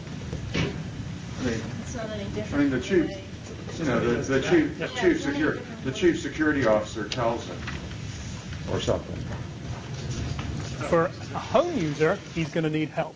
And so we're looking at someone like OneCare, our management solution for consumer desktops, to sort of step up to the challenge of there's a bunch of bad guys out there and there's a bunch of good guys out there, and users are going to need to help to decide what's good. They can't make these decisions for themselves. I'm thinking of a somewhat different problem with the response to Palladium, that it was a Microsoft conspiracy to shut everyone else out of providing apps. Yep. Right? So this isn't just a question of how do you help the end user. It's if I'm an app vendor, how do I get on the green list? Yep. How do you do that today? You don't have this today. That's not true at all. Most corporations, or many corporations, certainly severely constrain the apps that users are allowed to run. And I'm talking about home users. We're not talking about home users in this scenario. And it's mostly driven by whether the applications are useful, not whether they're secure. That's right. Well, there's always that tension. Yeah. So presumably if Ichiro thinks the application is useful, but he's very uneasy about it, maybe he'll decide to run it in red. But he doesn't have that choice now. Today he doesn't have that choice. there are very serious questions about this issue in connection with home users. And our fundamental answer is you're going to need third-party professional management for green, we believe, for home users. It certainly isn't going to only come from Microsoft. Right. It could come from lots of people. Right. So I guess and certainly also you'll have the option to configure your own green machine and manage it yourself. You probably won't do a very good job, but we're certainly not going to prevent you from doing that. right. The point I'm making is that we haven't established the institutions providing that guidance in advance. This is then we'll have failed. This, in my opinion, is the biggest single obstacle to deploying red-green in a consumer market. Absolutely. And So that was the same answer for Palladium. but people are stepping up to the challenge, right? I mean, our spyware AV things, they're beginning to provide a service whereby you can distinguish safe from unsafe. And the decision you have to make now is binary. If it says it's unsafe, you can't do it at all. With red green, of course, you can be a little bit more nuanced than that and say reputable bank. Who knows? I don't know. Run that one in red. Just as a general reaction regarding the necessity of usability testing, sort of as a rough analogy, the reply all command is as clear as can be. It's so much simpler than the red-green metaphor or approach. And yet any of us who are on listservs know that 3-4 times a year, even with savvy computer users, will be totally embarrassing emails that you get. And it just could not be more transparent. But, no, that's how it is. That's because human beings make mistakes. Yeah. That is absolutely right. That is why green has to have professional management. Okay. That's absolutely right. But even if it's Professional managers will make mistakes. I mean, look, we cannot. It is not going to be perfect. No, but the security weenie who tries to analyze this scheme by saying, here are the flaws that might be exploited in green, and we don't have any story to try to get rid of all of them. That is not a good way to think about it. All you're doing is making things better. And the question is, are you making them enough better that it's worthwhile? But I think at the end of the day, I understand why there's a need for professional management, but I think at the end of the day, there still is a user. And so I guess my point is, you have to make, and I think you're making this point as well, you have to make the choice, or the way that you get information, you're in red mode, you're in green mode, absolutely as transparent as possible, or you'll have, exponentially more examples of this reply.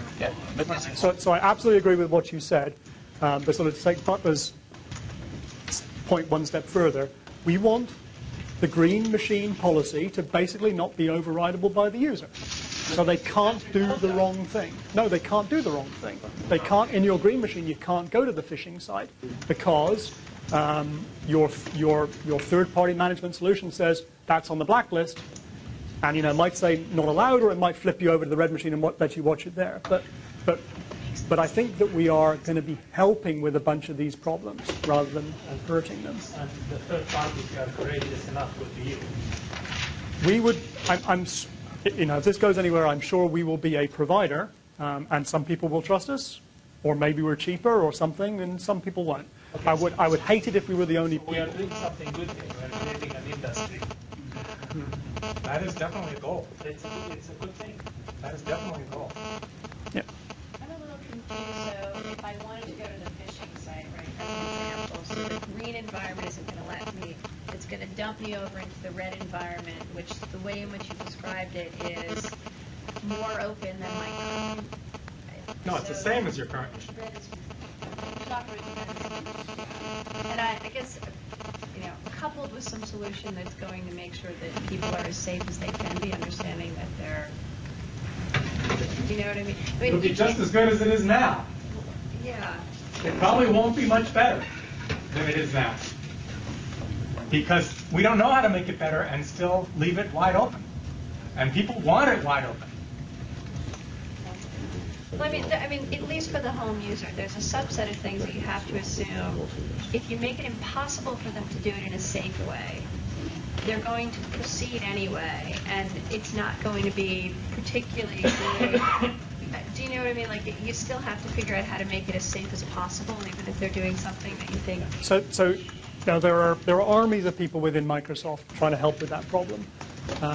What we're saying, and this is not I don't think this is really, our executives have bought into this yet, is that this is all good. And maybe we'll get there, that you can do anything you want in the OS and you're going to be safe.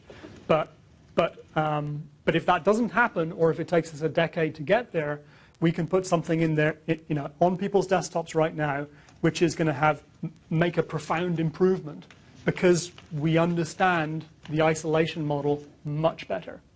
I guess what I'm trying to say is if my experience is, I couldn't do it in green, my machine just switched over to red, and I can do it now, and it doesn't say, like, hey, dummy, don't do this. Do you know what I mean? No, that's the wrong thing to say. No. It's completely appropriate for you to do it.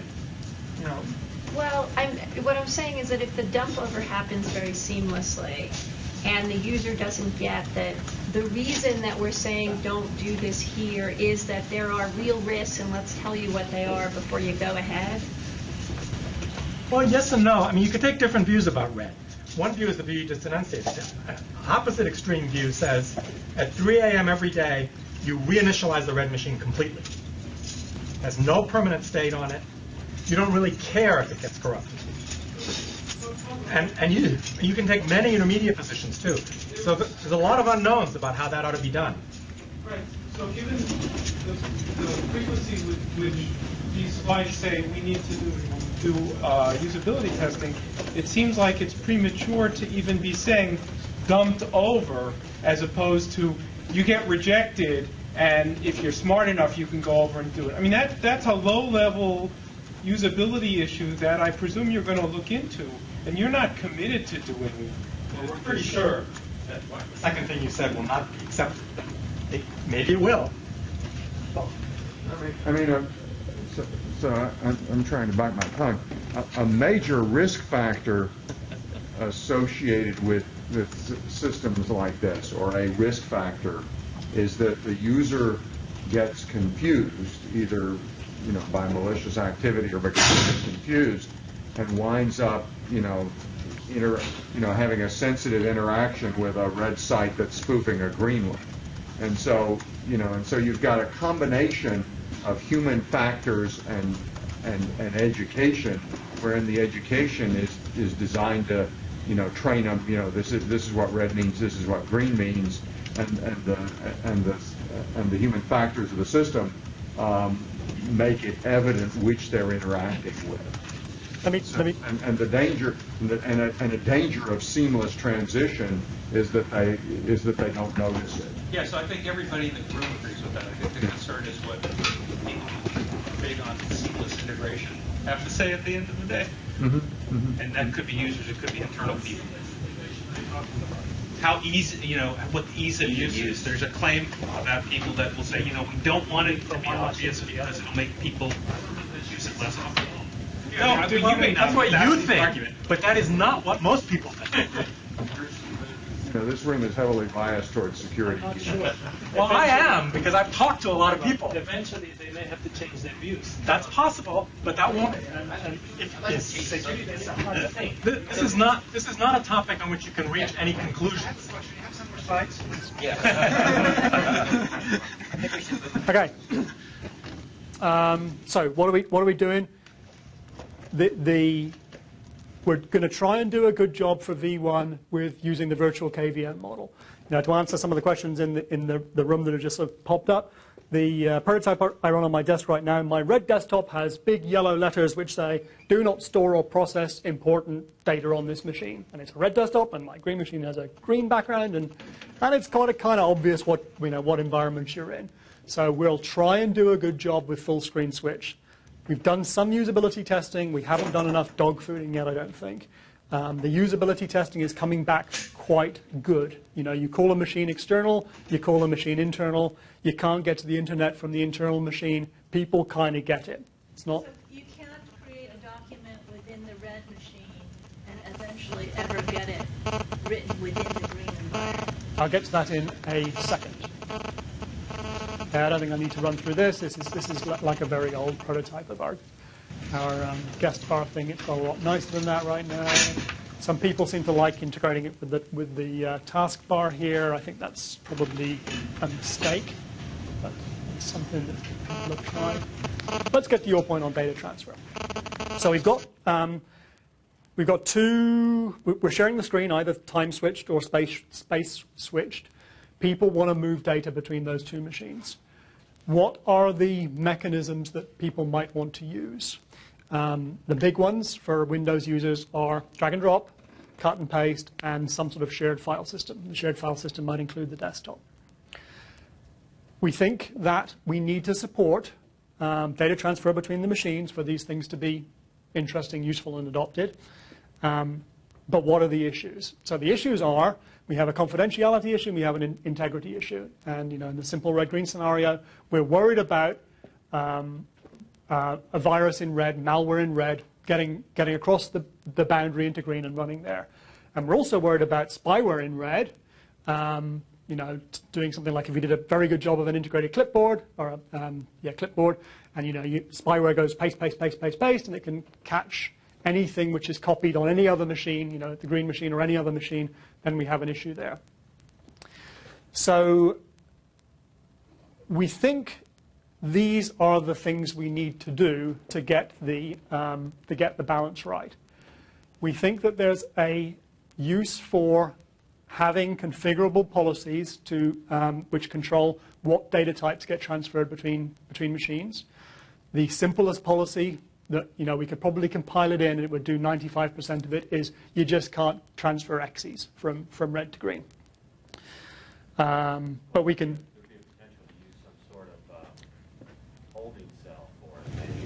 Behavior blocker around it for some period of time until you begin to trust it.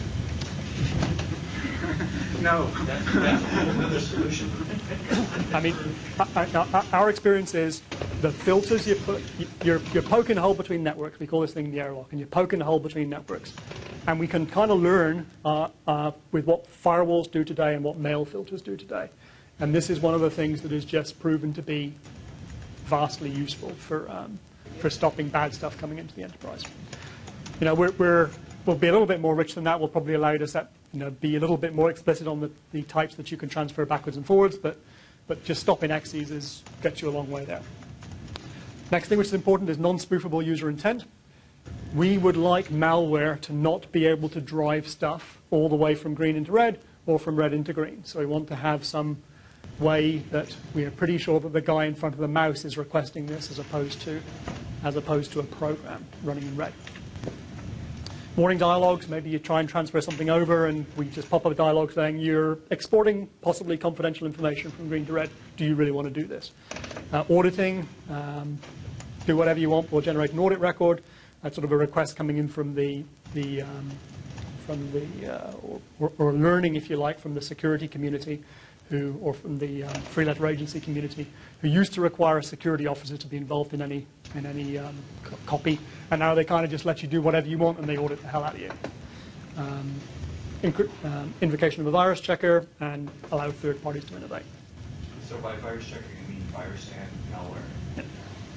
My impression is that our new malware detection software works very, very well, and if you put that on the filter from green to red, it would keep a lot of stuff out of it. And we are doing.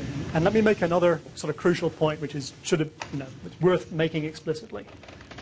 The way this kind of works, for the way I use the machines right now, is I switch maybe every 10 minutes, every quarter of an hour, and maybe one time in 10 or one time in 20, I actually want to move something from here to here. And you're thoughtful about what you move, right? You're not just picking up any old thing. You're moving it because you want to move it. So just having this express user intent part, non-spoofable user intent, gets you a huge part of the way to an airlock, even without any other policy that would provide useful security. And the way you're using this dog-food version, tell me again how you operate the email client. Is there just one? Are there two?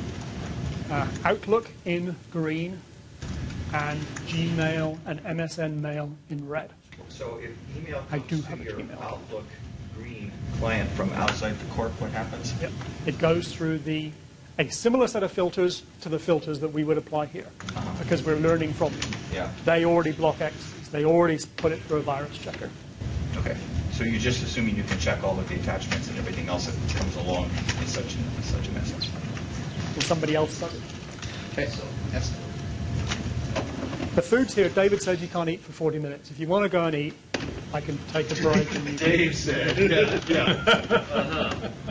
Are we out of our... No, we have another 40 minutes. Just, yeah, and the official schedule says that I should keep talking for 40 minutes. But when the food's sitting there, you might start, you might stage a rebellion. So I want to get in front of that. You have more slides?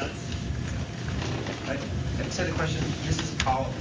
I was imagining as a user just changing my mind, thinking it was okay. Then does that make any? Do you have to do anything to accommodate changing my mind, or is it just you're worried about setting the policies? I shouldn't have done that. Yeah. There's nothing to do. Well, I was going to say an airlock is a great chance to checkpoint, or if I'm explicitly overriding. That's nice. Are you going to be giving a particular language to the policy, or are you going to be giving policy templates already, right? To say, okay, template 1, template 2. It allows you to express, in the prototype, it allows you to express exactly what you see up there. You can have disallowed file extensions, and you can have allowed clipboard formats. You can tell me we should do that. It's fine. I guess you've always got a workaround. You can just email stuff to yourself. Indeed, you can. So, a few things worth saying there. We don't think the guy who's in front of the keyboard is really our enemy. We're trying to make it easy for him to do the right thing. If we didn't have an airlock, you'd mail it to yourself, and we'd be out of the loop. And well, except the exchange server. Apart from the exchange server. So, but we're really not thinking that the enterprise worker is maliciously trying to sneak out, knowledgeably and maliciously trying to sneak out confidential information or bring in a bad program. We're just trying to make it unlikely that it happens thoughtlessly. With Typhon, we're a little bit more serious about that, but still, yeah. So, what you've been using this, how inconvenient do you find it? Pretty good. Pretty good. But we haven't done the scale out yet and we'll instrument probably, we'll instrument and scale out and see what gets in people's ways. And another thing we're doing from a dog fooding perspective is you do something, you try it, you find out what's irritating, and you fix it. So we're taking this sort of iterative dog fooding approach as opposed to, and user testing, of course, but as opposed to, we need to be comfortable that the system is usable before we foist it on other people. Shared file system, that's another way people transfer stuff backwards and forwards. We would like if we do this, we would like the shared file system to be subject to the same sorts of policies that we just talked about for cut and paste and drag and drop. This is a point that's worth making for however the data gets across, not just through shared file systems. Even if you push something bad across the airlock, you still have a backup plan, which is presumably the green machine is configured to be secure. So maybe it doesn't run Word macros, for instance. So even if you move a document across and you haven't checked for whether there are macros in it, you'd like to think that the green machine is configured to not run them. By the way, a side comment. I don't know if you recall that we had for a while this dreams of A1 systems, which really never materialized. But there is one component that's used as A1 in the military environment. That's the equivalent of the airlock, the trusted cards. That's the only thing that ever solved. So you may want to think about providing one, maybe two, maybe three of these airlock components and experiment. Okay. Find out which one works. Where are your shared file systems? Is that a third piece, or is it in red, or is it in green?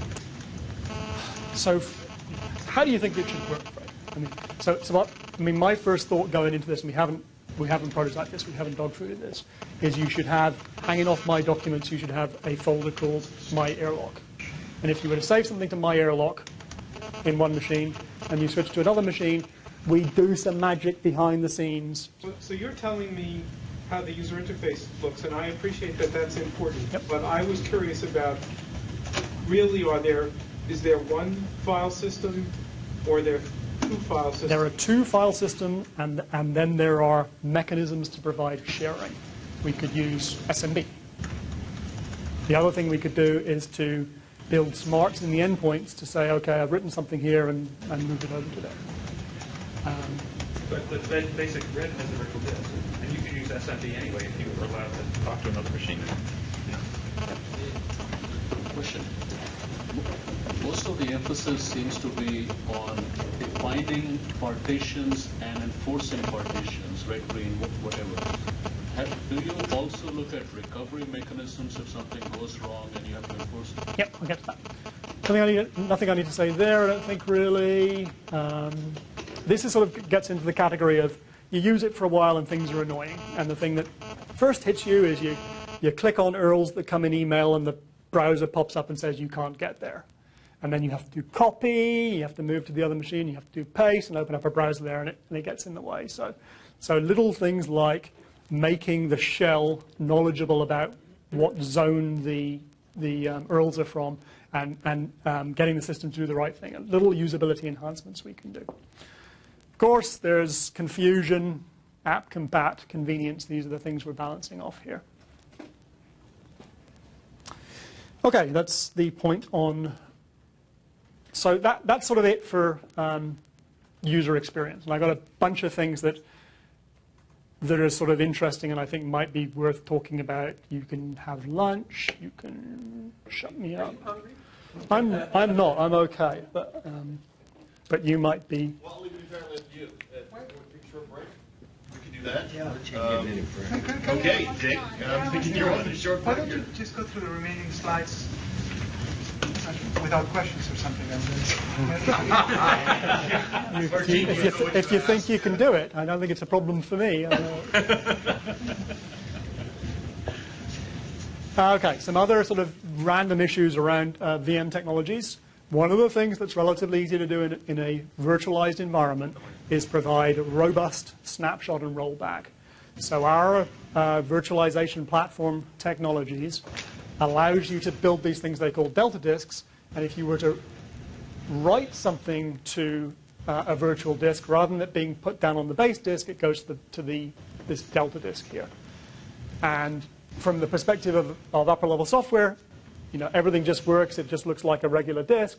But one of the things that you can do that's kind of cool is you can say, oh, no, something bad happened. Let's throw this one away, and I go back to yesterday or an hour ago or something like that. So it's something which is provided by the platform. It's an easy thing for us to wrap the red greediness around it so that Ichiro can slammer hits, code red hits. Oh God, I got to go to everybody's desktop and reinstall the OS. Instead, I can say I got to virtually go to everyone's desktop and take you back a day. That's easy. So this is everybody agrees this is a good idea. So right? Everybody thinks you should do this, or this is controversy. This is not controversial. There is some disagreement as to whether this sort of rollback is a core scenario. Because we already have a bunch of in-OS rollback technologies where you have a whole pile of people who've been working for half a decade or more. So things like volume snapshots, things like offline fixing up of a non-bootable OS. So the question is, how often do we think that someone's going to push this button to roll you back a day? If we think it's once a year or once every 2 years, because it's always better to try and fix it in the OS before you fix it outside the OS, then we wouldn't invest very much in it. I tend to be in that category. I think that you would push the big red button only if the thing wouldn't boot. Otherwise, you'd probably fix it in the OS using it. Is you Ichiro or you Melissa? Ichiro. So individual users can't hit this button? Sure they can, but... Why wouldn't individual users hit this button? Because the presumption is that there's not very much interesting information in red, but there's cookies, there's favorites, there's this sort of thing that you'd really rather not lose if there was some other way of fixing your system without that bad side effect. And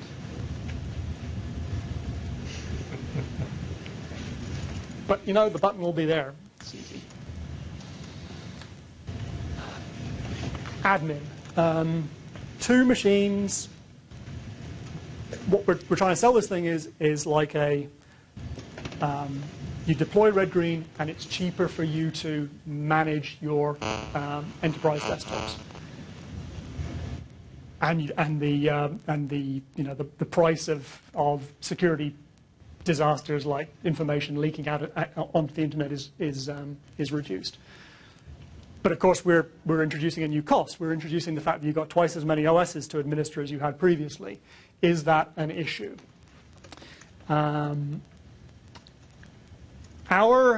We haven't done the analysis yet. We think we have, almost enough data we can pull together to do the analysis. The points that enter into the analysis is, first of all, things like Tivoli and SMS. It doesn't really matter if you have twice as many machines. If you have 200,000 machines versus 100,000 machines, that doesn't cost anything.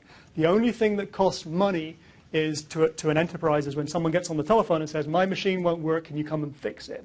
So if we're in a position where that happens fewer times with green, and if it does happen with red, we just blow you back a day, then this is basically free. These result in cost savings. And then the only thing we have to worry about is you have 2 different security profiles to maintain. You have a green machine profile and you have a red machine profile. And if it was hard to set up the security policy for your machine, for your enterprise today, are we making it twice as hard? Or are we just putting a delta in? And we don't really know the answer to that question yet. But we do recognize that we'll probably need to write some tools in order to mitigate this cost here.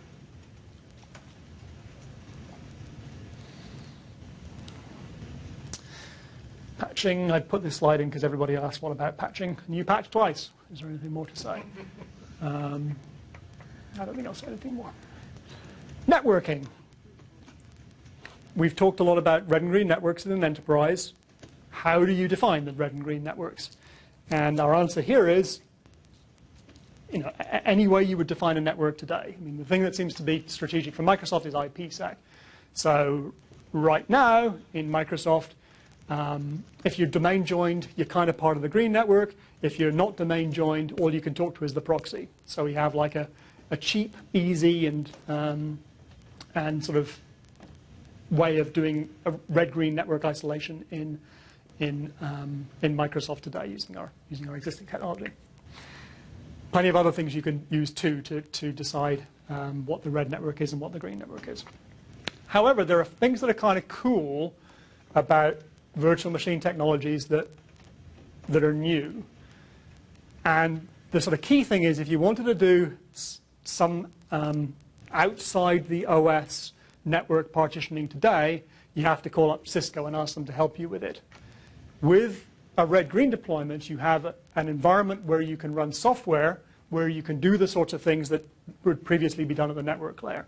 So if you need to shut off a net port because someone's behind with patches, you can virtually set off a net port now. You can just send out a piece of software to, a packet to a piece of software that we write saying switch this guy off.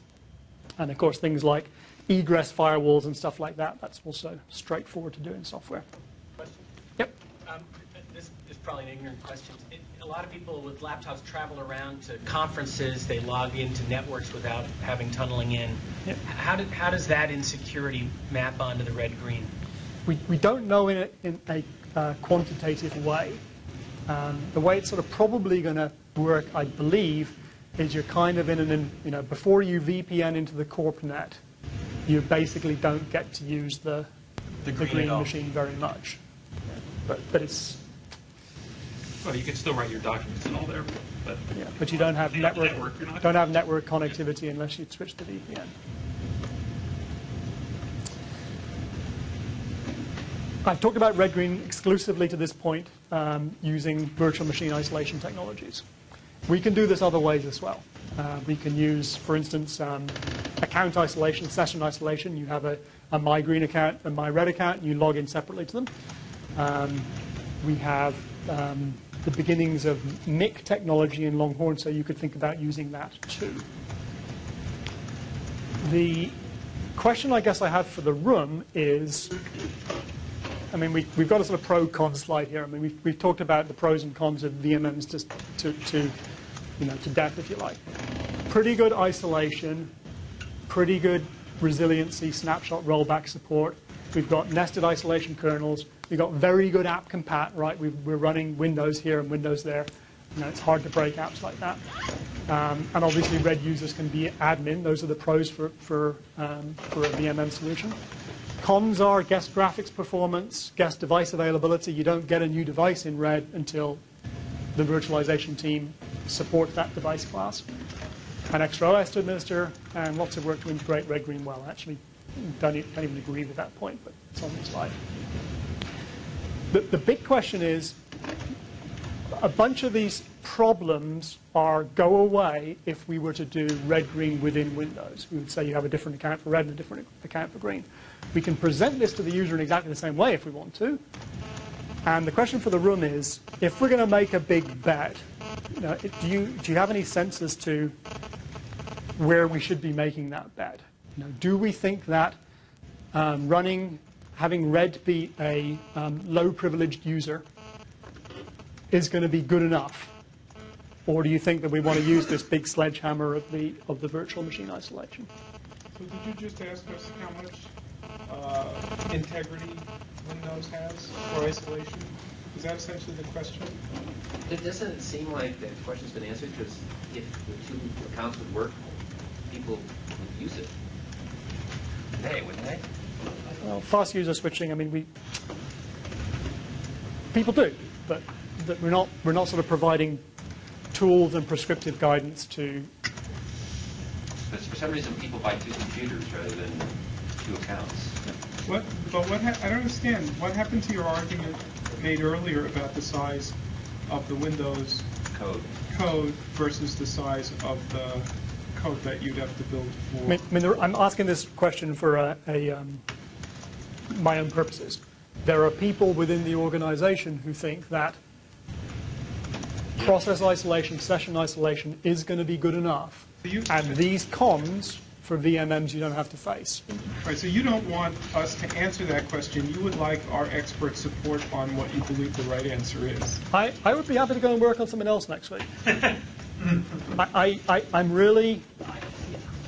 Doesn't history tell you the answer to this? I mean, surely you could look back at major vulnerabilities and say, how many would this have fixed and how many wouldn't it have fixed? We can do the quantitative analysis. That's for sure. Yeah, we haven't done it in any particular detail. It sounds like this is a small step in the direction of experimenting with virtual machine architectures. You put it out in the public domain, people use it. You learn some lessons, and then you figure out how to move to the next step. That's certainly a virtual machine architecture is a radical step for you to start with. So you don't want to start with step 4, you want to start with step 1. So I would think that this is a positive experimental step, if you want. But view it only as an experimental step, not as an end. I think whether you field this, it's worth doing regardless, because I think it's important work that could lead to something that is very, very helpful. But this is to run it in Windows? Yeah. So in Windows. But I think that, in general, people, the enterprise users, what they're really worried about is if they get attacked, is their data safe, and can they still use their machine? Those are really the two main priorities. So there's interesting things here that would help them keep their data safe. Process isolation may help as well.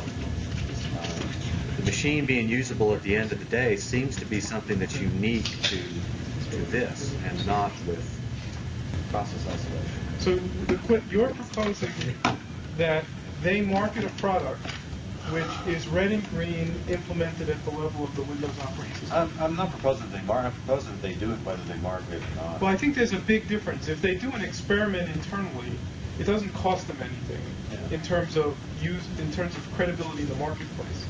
If they and as soon as if they go out with red green and a bad implementation, then red green is forever tarnished. Yeah. because nobody's going to understand the subtlety between that implementation and this next implementation.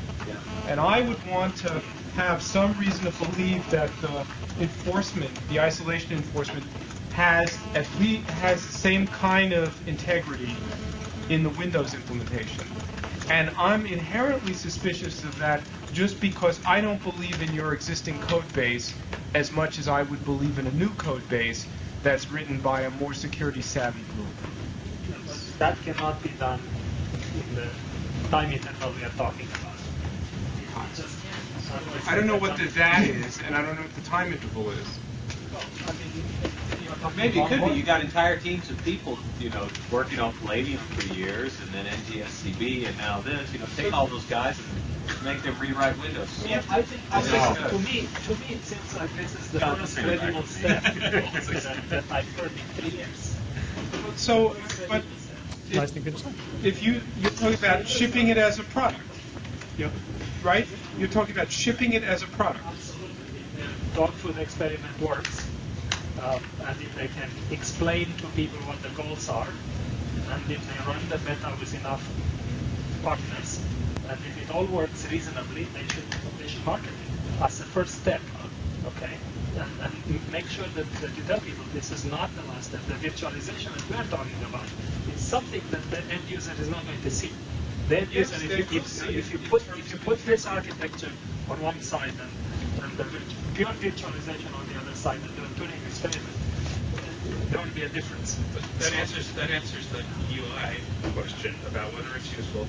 I think his point is that if the users get hit because the isolation is bad, they'll see that. Okay, but users will get hit. I think you're much more readily than before. Users will get hit even with a wonderful hypercode. Yeah, no, I agree. It's how frequent. And the key, you can't stop that. I mean, the incremental backup, the ability to do a clean checkpoint of a VM can't be underestimated as a tool for being able to be hit and still be able to survive.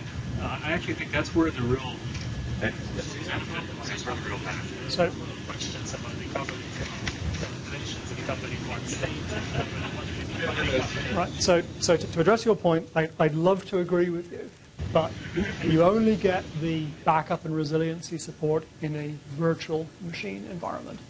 I don't think people are going to be running important stuff in a VM environment. I think they're going to be running it on the host, and you don't get those benefits.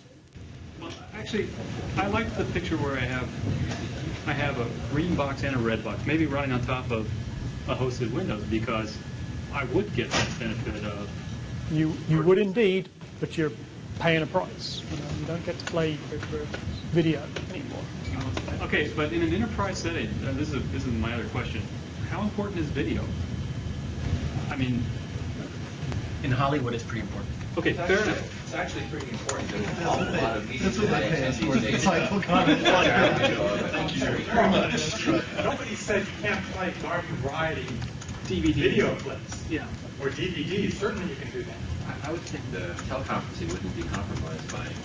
No, but DVD, ordinary non-HD DVDs won't be compromised either. You can certainly do those. Yeah, I can imagine very readily that, I mean, in fact, I do this today, right? I run VMware, and I do a sort of a red-green split this way, and it works perfectly well. And the key benefit is I can try something out even in the green space. If I'm not happy with it, I have this checkpointed image that is, I can blow away and start again. There's another way of looking at this. You wouldn't, if you did this, if you made it easier to use multiple accounts and so on and process isolation, you wouldn't have to market it as red-green.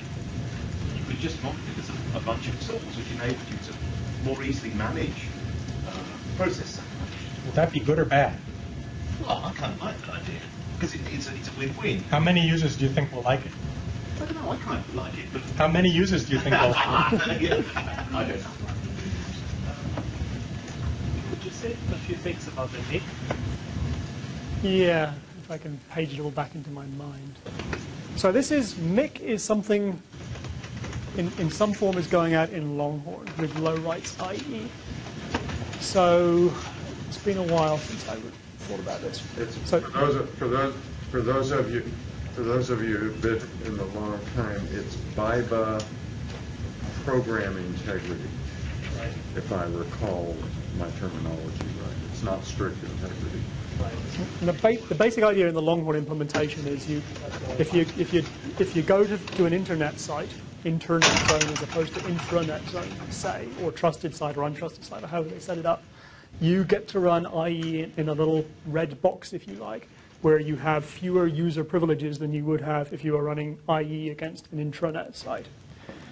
So for instance, I think the way they've done it is you've got read access to my documents, but not write access to my documents, and read access to the things you need to make IE work, but not write access. And so the idea would be to extend that out more, and the problem is, of course, app compat. If you're trying to make a red environment where you withdraw some of the things that you used to be able to do, you're going to break apps. And putting a in the OS virtualized environment where you're still running in a sandbox, but you provide sort of in the OS virtualized registry, file system, blah, blah, blah, blah, sufficient to run legacy apps, gets to be really hard. So that seems to me to be that seems to be one of the downsides here. Does someone else know more about low rights IE than I did? I may have spoken poorly, but I think you're basically right. I mean, the idea is that it's been a couple of months since I've focused on it hard, but it is literally BIBA program integrity. The idea is that any content, any object that comes in from the internet is at a basically a system low integrity level, and then it's reading and its writing primarily is constrained by that. And so there is a directory in which it can write, but it can't modify programs. It can't modify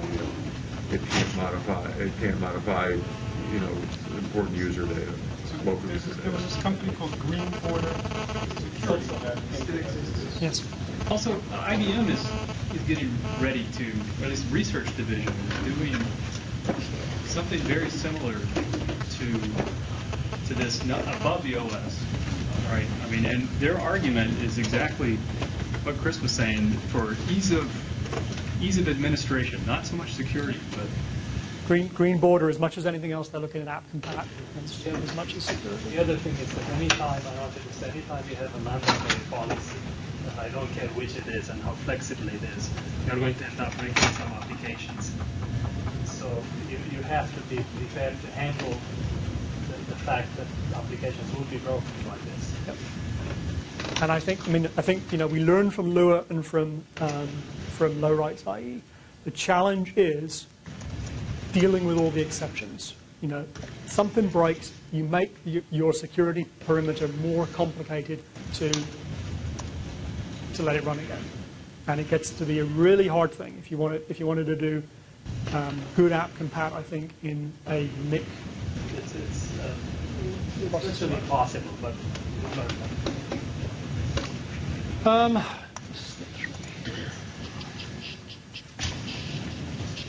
I'm sort of done. I wasn't really expecting to get to the end of this deck. But, Fair enough. Well, actually, that's quite good timing. Given that, I think it's a little bit more time for a break. So. Can you leave the Melissa and Abby thing there? Sure can. Because I can't read this. No. She's not Shiro. So that was very nice. Yeah.